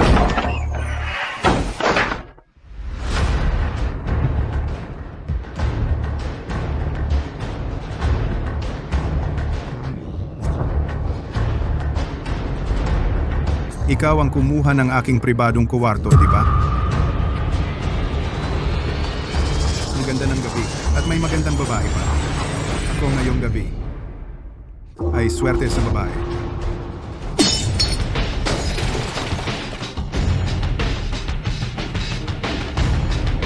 Swerte sa babae.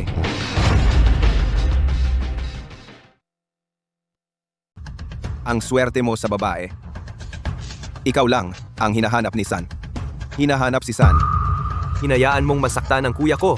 Hanapin si San. Mga kapatid, sumunod kayo sa akin.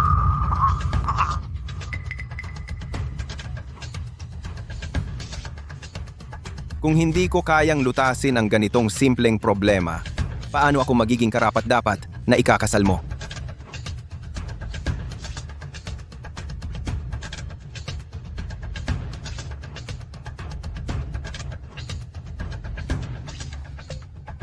Maghintay ka lang ng panatag.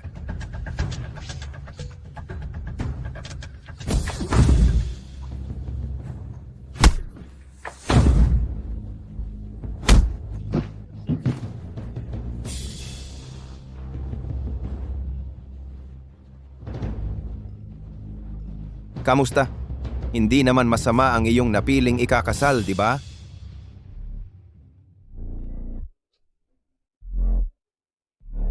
Hindi naman masama.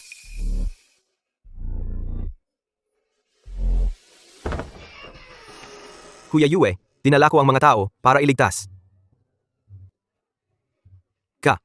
Buti na lang at dumating ka sa tamang oras.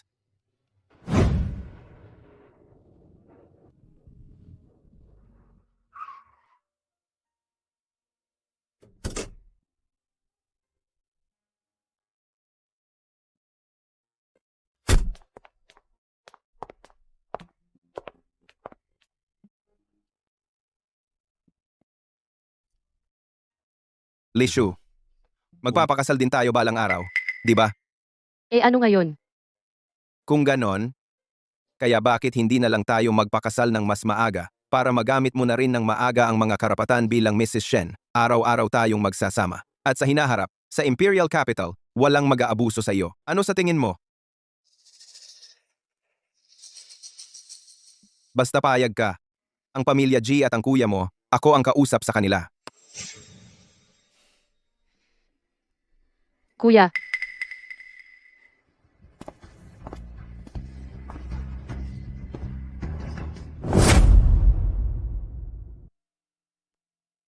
Salamat, Ginoong Shen. Sa paghatid kay Xiao Shu pauwi. Pero, pakikipagkasundo lang ang meron kayo. At bago pa man kayo magpakasal, anumang bagay ay pwedeng mangyari. Kaya sana, Ginoong Shen, maging mahinahon ka. Xiaoshu. Uwi na tayo.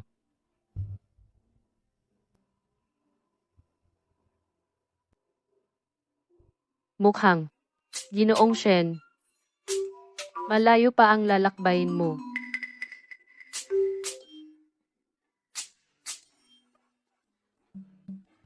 Malayo pa ang lalakbayin? Sa kabisera, wala akong hindi kayang gawin. Ako, si Shen Yu.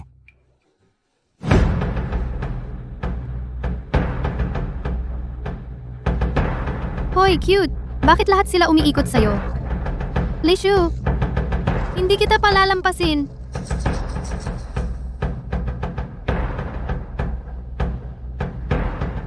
Yung sinasabi mo, yung napakagaling na master, bigyan mo ako ng contact details.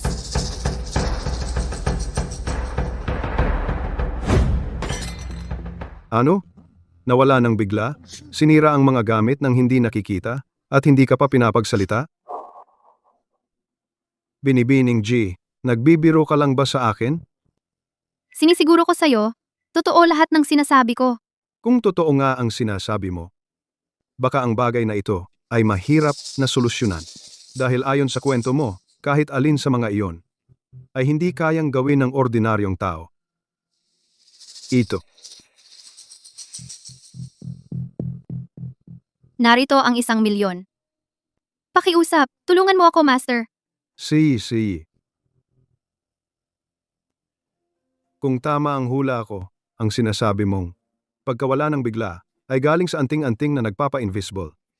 At ang pagpigil sa pagsasalita mo, ay malamang dahil sa sumpa ng pagpipigil sa pagsasalita. Tungkol naman,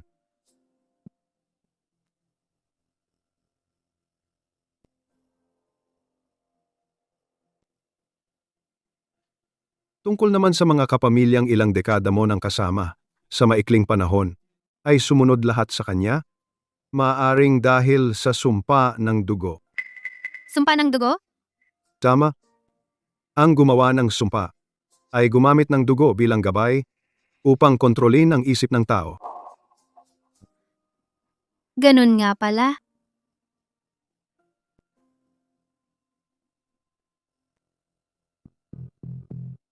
Hindi ko alam. Kung may paraan ka bang panglaban dito, master? Paraang panglaban? Wala akong alam na permanente sa ngayon, pero meron akong isang paraan na makakapigil. Pero ang paraang ito ay labag sa kalikasan at sa katarungan.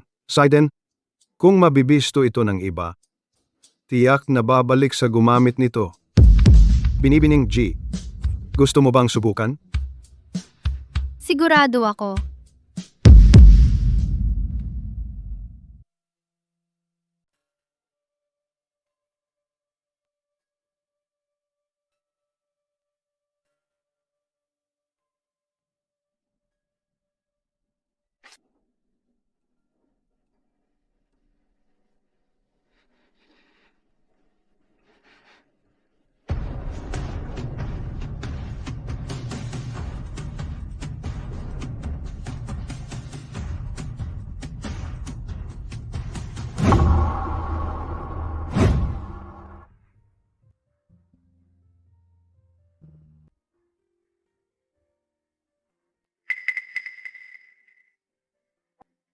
Xiaoshu.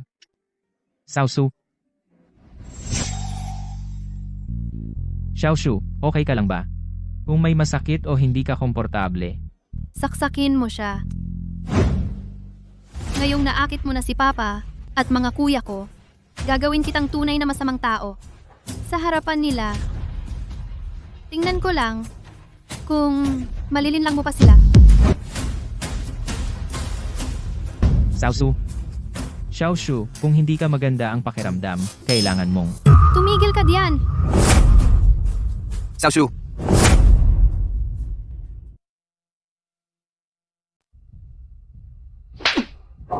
G Qianya, nababaliw ka ba?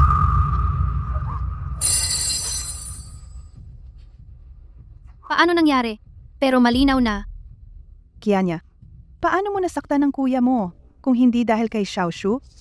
Nakakadismaya ka talaga, anak. Pero malinaw na. Paano nangyari?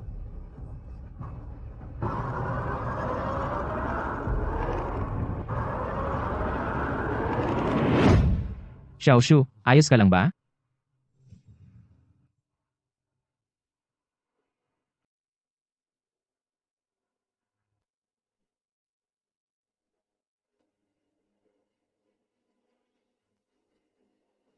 Anong nangyari? Mamatay ka na! Kuya, ingat. Xiaoshu! Ikaw! Ikaw ang nagkontrol sa akin. Ikaw ang kumontrol sa akin. Nanay, tatay, si Lishu ang kumontrol sa akin.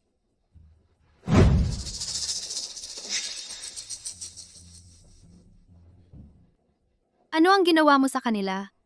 Ano ang gusto mong gawin? Ano ang gusto kong gawin? Ito. Hindi ba dapat? Ako ang magtatanong sa iyo.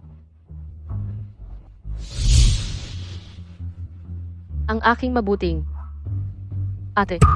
Paano mo nalaman? Isang hamak na napakababang antas na puppet charm. Gusto lang akong kontrolin. Ang isip bata mo naman. Hindi. Paano mo nalaman? Si Lishu ay hindi alam ang mga ito. Lalo na ang puppet charm na ito. Sino ka talaga? Sino ako? Hindi ba dapat alam mo ito ng mabuti? Pagkatapos ng lahat, ipinadala mo si Lida John, pinagmasdan ako ng matagal. Ang backlash ng puppet charm na ito. Sinabi na sa iyo ng masamang tao is, narinig ko, kapag nasira ang charm na ito, babawasan ang buhay. Sa pinakamalala, bigla ang pagkamatay. Ikaw, sabi mo, alin kaya ang mangyayari sa iyo?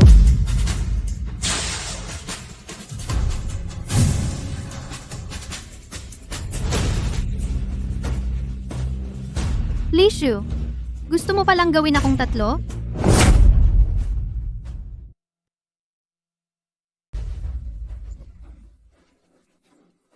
Lishu, gusto mo talagang gawin akong san? Ang sama ng intensyon mo.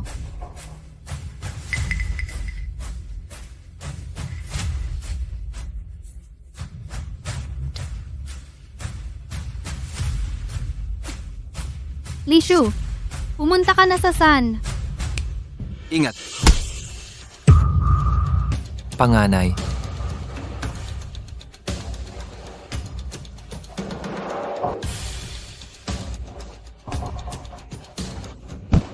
Gago. Jing Chen, Nanay. Hanggang ngayon, ipagtatanggol mo pa rin siya, di ba?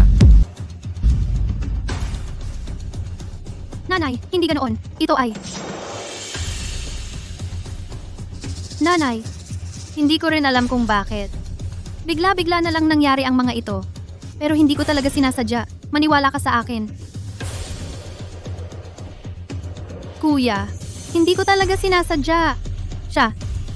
Siya ang kumontrol sa akin. Maniwala ka sa akin, kuya. Bawat kilos mo, nakikita namin. Hanggang ngayon, nagdadahilan ka pa rin. Kuya, hindi ka ba naniniwala sa akin?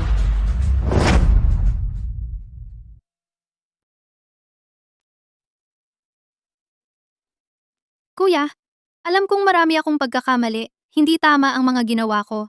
Pero maniwala ka sa akin ngayon. Pwede ba? Tatay, pinanood ninyo akong lumaki. Anong klaseng tao ako? Alam na alam ninyo yan. Simula nang dumating siya sa bahay natin, ang daming nangyari. Oo, marami akong pagkakamali. Hindi tama ang ginawa ko, pero wala ba siyang kahit anong kasalanan? At saka, pumayag na nga akong umalis? Ginagawa ko pa to, ano bang mapapala ko? tama. Wala talagang dahilan si Kianya para gawin ang mga bagay na to. Baka naman, Tama na. Hanggang ngayon, wala ka man lang pagsisisi, ayos lang. Pero ngayon, gusto mo pang maghasik ng away? At ikaw, ma, nasugatan si Xiaoshu para iligtas ako. Hindi mo man lang siya inalagaan, ayos lang. Pero naniniwala ka pa sa mga sabi-sabi niya, nagdududa ka pa sa kanya. Ma, pag-isipan mong mabuti. Sino ba talaga ang anak mong kadugo? Kianya. Akala mo ba naniniwala ako sa'yo at nagdududa kay Xiaoshu? Tama ba? Gulat na gulat lang ako. Gulat ako na hanggang ngayon. Nagsisinungaling ka pa rin. Mukhang yung hapunang ito, hindi na kailangang ituloy. Tagapangasiwa G. Ginoo, Ihatid mo si G Kianya, pabalik sa kanyang tunay na ama. Ikaw mismo ang gumawa nito. Siguraduhing maabot ito sa mismong kamay ng kanyang ama. opo. Binibining Kianya, ako na ang maghahatid sa inyo pabalik.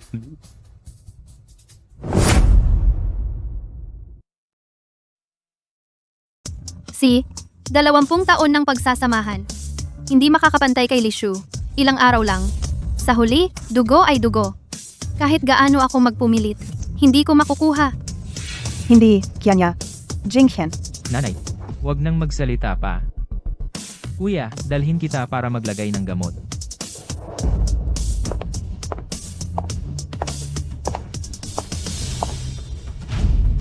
May sasabihin ka ba? Sabihin mo na ngayon agad.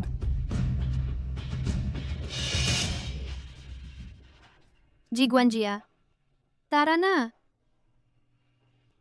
Kianya. Nanay. Hindi kita sinisisi. Kung sisishin, sisihin mo ako dahil wala akong swerte na maging iyong tunay na anak na babae.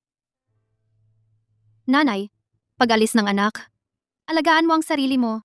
Ang anak ay hindi na makakaya. Manatili sa iyong tabi. Magbahagi ng iyong mga alalahanin. Kianya.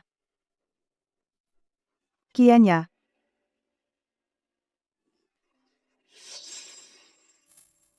Li, Shu. Huwag kang magyabang. Babalik ako.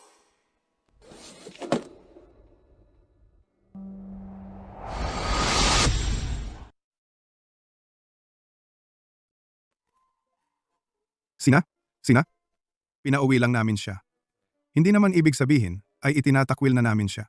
Kung kailangan niya ng tulong, handang-handang tumulong ang pamilya natin.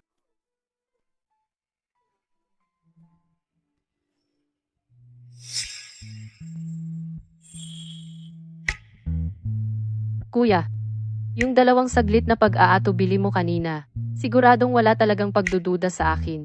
Wala. At saka, kahit pa totoo lahat ng sinabi niya, na dahil sa iyo kaya niya ako inatake. Wala akong pakialam, dahil alam kong, hindi mo ako sasaktan. Heto na. Huwag kang laging nagpapakita ng mukhang misteryoso. Ang kailangan mo lang tandaan, dito sa pamilyang ito, ang kuya mo ay laging walang kondisyong kakampi mo. Salamat, kuya.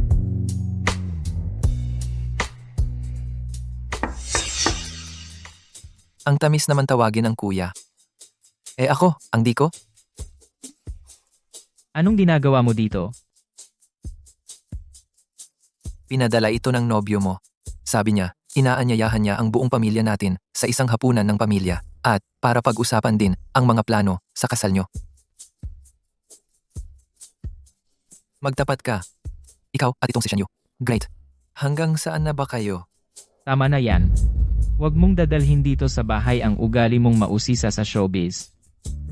Ang mga personal na bagay ni Xiaoshu, siya ang bahala. Alis na tayo.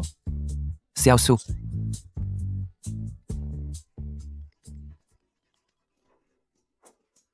Kumusta naman, babaeng nobya? Balita ko, panalo na panalo ka ngayon. Ang galing. Ang talino talaga niyang Master Shen. Kahit ang mga nangyayari sa pamilya ko, alam mo ng lahat. Walang anuman. Pero, seryoso ka bang palalayain siya? Hindi ka ba natatakot na maghasik pa siya ng gulo? Doon nga siya dapat maghasik ng gulo. Kung hindi siya magkakagulo, paano ko siya mahuhuli ng tuluyan?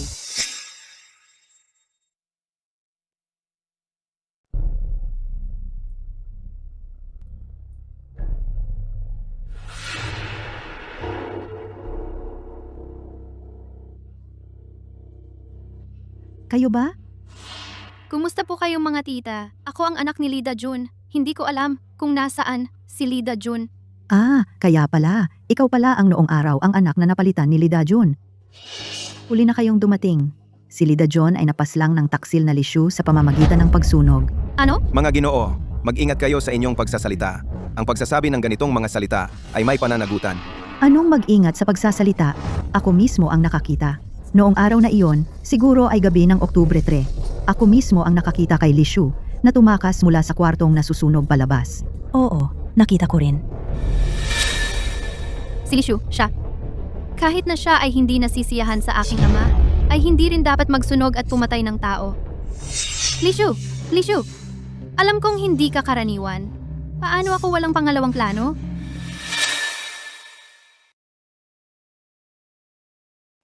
Lisu, alam kong hindi ka karaniwan. Paano ako magkakaroon ng pangalawang plano? Maraming salamat sa iyo ngayon, tagapangasiwa. Kapag nagtagumpay ako, tiyak na maghahandog ako ng 1,000,000. Kung gayon, sana'y magtagumpay ka, Ginang G.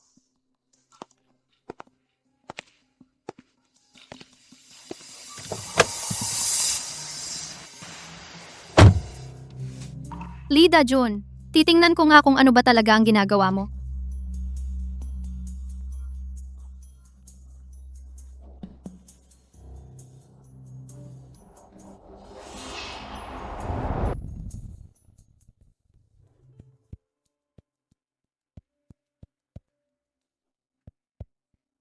Tia, anong nangyari? Anong nangyari? Marami na siyang ginawang masama, kaya nagkaganti-ganti na. Kailan ito nangyari? Kailan? Noong nakaraang buwan, gabi ng 3. 3. Tia, tulungan mo ako sa isang bagay.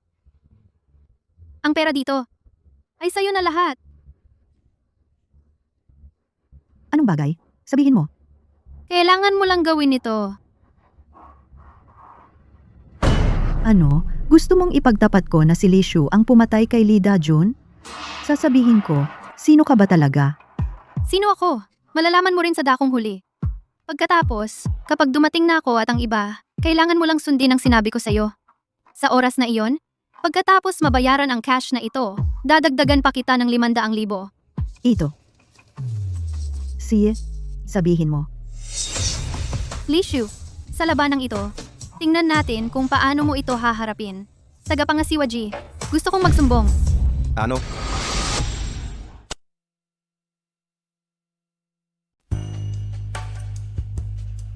Lola Sen.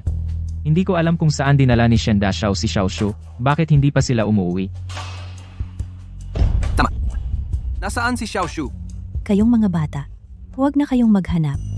Ang dalawa nila ngayon ay naglalaan ng oras para sa kanilang dalawa.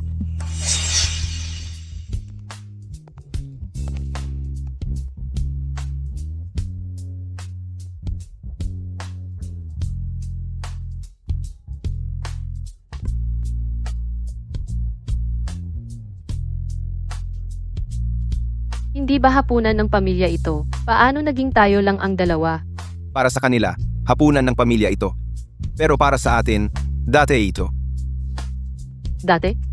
Kaya ang hapunan ng pamilya ngayong gabi, ikaw ang nag-ayos?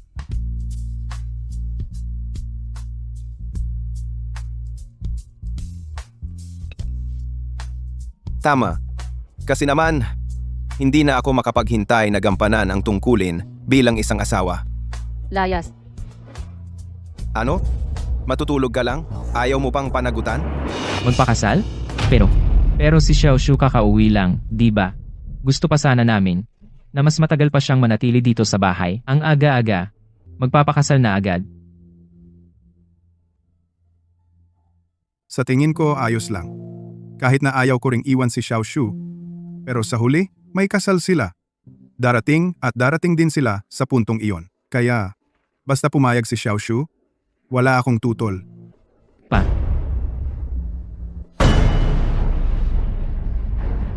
Lola, Ano yon? Diretsuhin mo na. Walang ibang tao dito. Huwag kang magkubli-kubli. may isang tao sa labas na nagsasabing siya ang panganay na anak ng pamilyang G. Dala-dala niya ang mga pulis. Sabi niya, hinahanap niya si Binibining Lishu.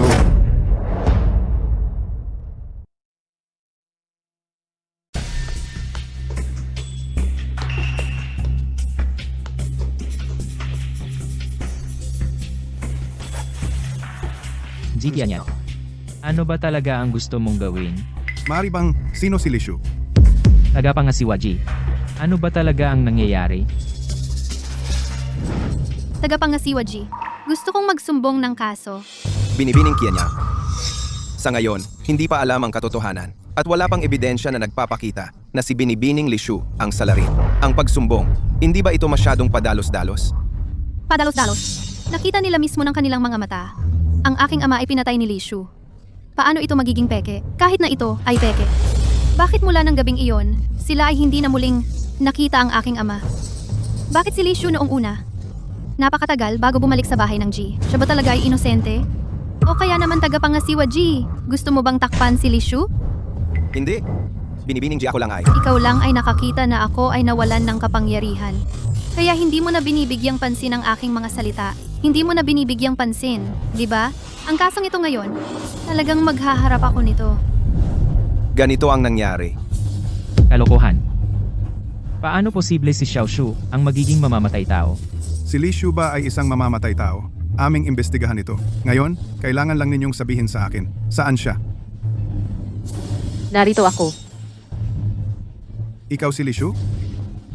Ako nga.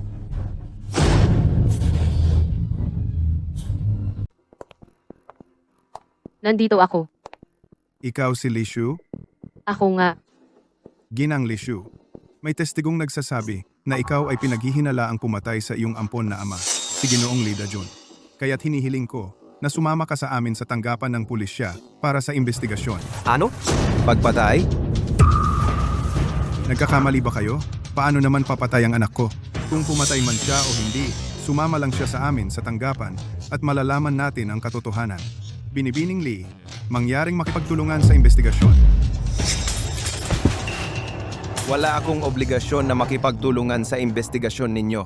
Sinasabi mong ang aking nobya ay pinaghihinala ang pumatay? Kung gayon, itatanong ko, may ebidensya ba kayo para patunayan na patay na si Lee Da-jun? Bagamat sa ngayon, wala pang ebidensyang nagpapatunay na patay na si Lee Da-jun, ngunit ang babaeng ito ay nakakita mismo kay Binibining Lishu na sinunog ang bahay at umalis. At noong panahong iyon, may narinig na sigaw ni Lee Da-jun mula sa loob ng bahay. Kaya, may sapat tayong dahilan para maghinala. Ngayon ba, puro hinala na lang ang basihan ninyo? Lishu, ang galing mo talaga. Nakuha mong iligaw si Shen Yu at tawagin kang nobya ng paulit-ulit para ipagtanggol ka. Nakakainis. Kahit wala pang ebidensya na patunay ng pagkamatay, ang nakita ni Aling Wang ay hindi naman siguro mali, di ba? Kahit nawawala lang siya. May kinalaman pa rin yan kay Lishu. Bakit hindi siya pwedeng arestuhin at imbestigahan? Dahil ba sa kanyang katayuan at kapangyarihan? Katayuan. Kapangyarihan. Hindi ko inakala na ang dalawang salitang ito ay lalabas din sa bibig ng dalagang G. Kung ang kanyang salita ay maaaring maging ebidensya, may ebidensya rin ako. Ano? Mapapatunayan ko na si Lee Da-jun, mamatay man o mawala, ay walang kinalaman sa akin. Ang cellphone na ito, bakit nasa iyo? Ang cellphone na ito, paano nakuha mo to? Ang cellphone na ito, bakit hindi pwedeng nasa akin? O kaya naman, alam mo na pala na cellphone ito ni Lee Da-jun. Nagtataka ka kung bakit nasa akin. Anong pinagsasabi mo? Nagtataka lang ako. Napakaluma na nitong cellphone, bakit ginagamit mo pa rin? Ganon ba? Syempre, hindi ko naman kilala si Lee Da-jun. Huwag mo akong pagbintangan. Pagbintangan? Ang Zveta. Si Lee Da-jun kapag tumatawag man o nagte-text palagi siyang may backup. Sa cellphone na ito nakatala na sa loob ng 10 taon ay palagi siyang nakikipag-ugnayan sa isang numero. Sa tingin ko, pamilyar ang numerong ito. Kuya, baka gusto mong tingnan? Pamilyar nga, parang may tumawag na nito sa akin. Pero nalobat ang phone ko noon, kaya hindi ko pinansin. Ang tanga mo naman. Kung gusto mong malaman kung sino, tawagan mo na lang.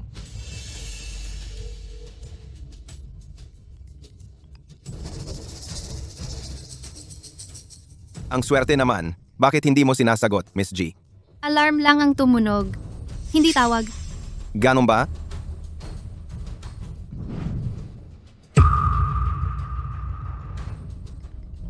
Alarm lang ba talaga yon?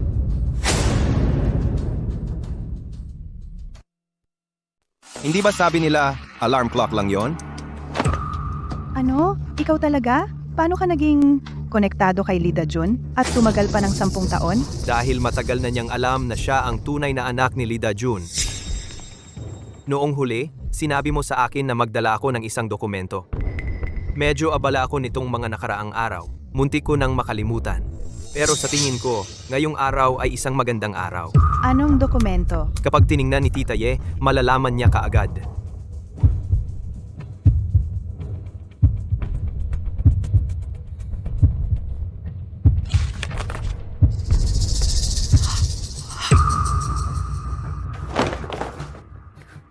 Ito ba ay?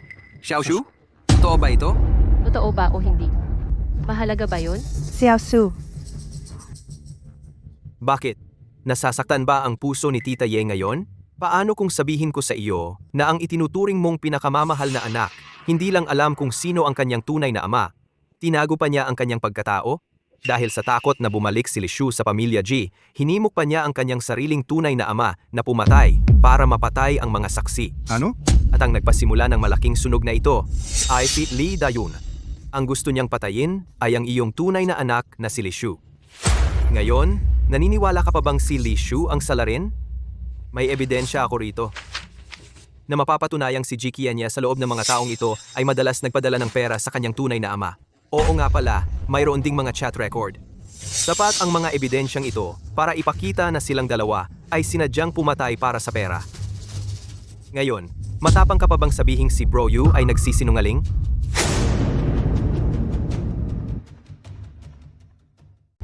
Ngayon, matapang ka pa ring banggitin si Ginoong Yu na nagsisinungaling lang? Miss Lee, pasensya na. Noon, hindi ko siniyasat ng maayos. Miss G, samahan mo kami.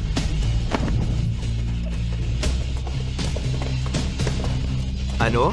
Astig ba ang tropa ko? Xiaoshu. Sa mahabang panahon, napakarami mong pinagdaanan.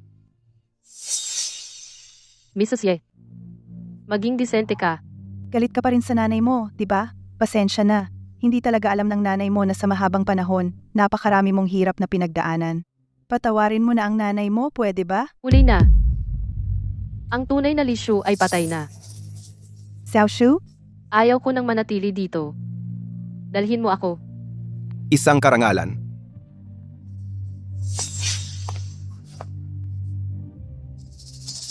Nagkamali ba talaga ako? Dapat talaga akong mamatay. Noong unang pagdating ni Xiaoshu, ganoon ko pa siya trinato. Dapat talaga akong mamatay.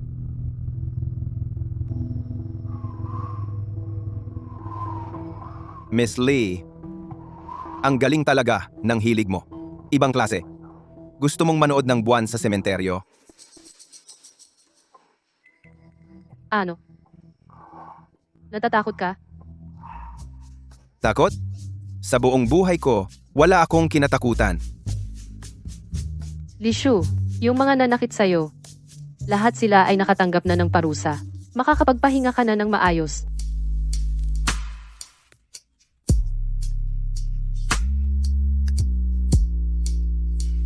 Huwag kang mag-alala. Mula ngayon, wala nang sino man ang mag-aabuso sa'yo.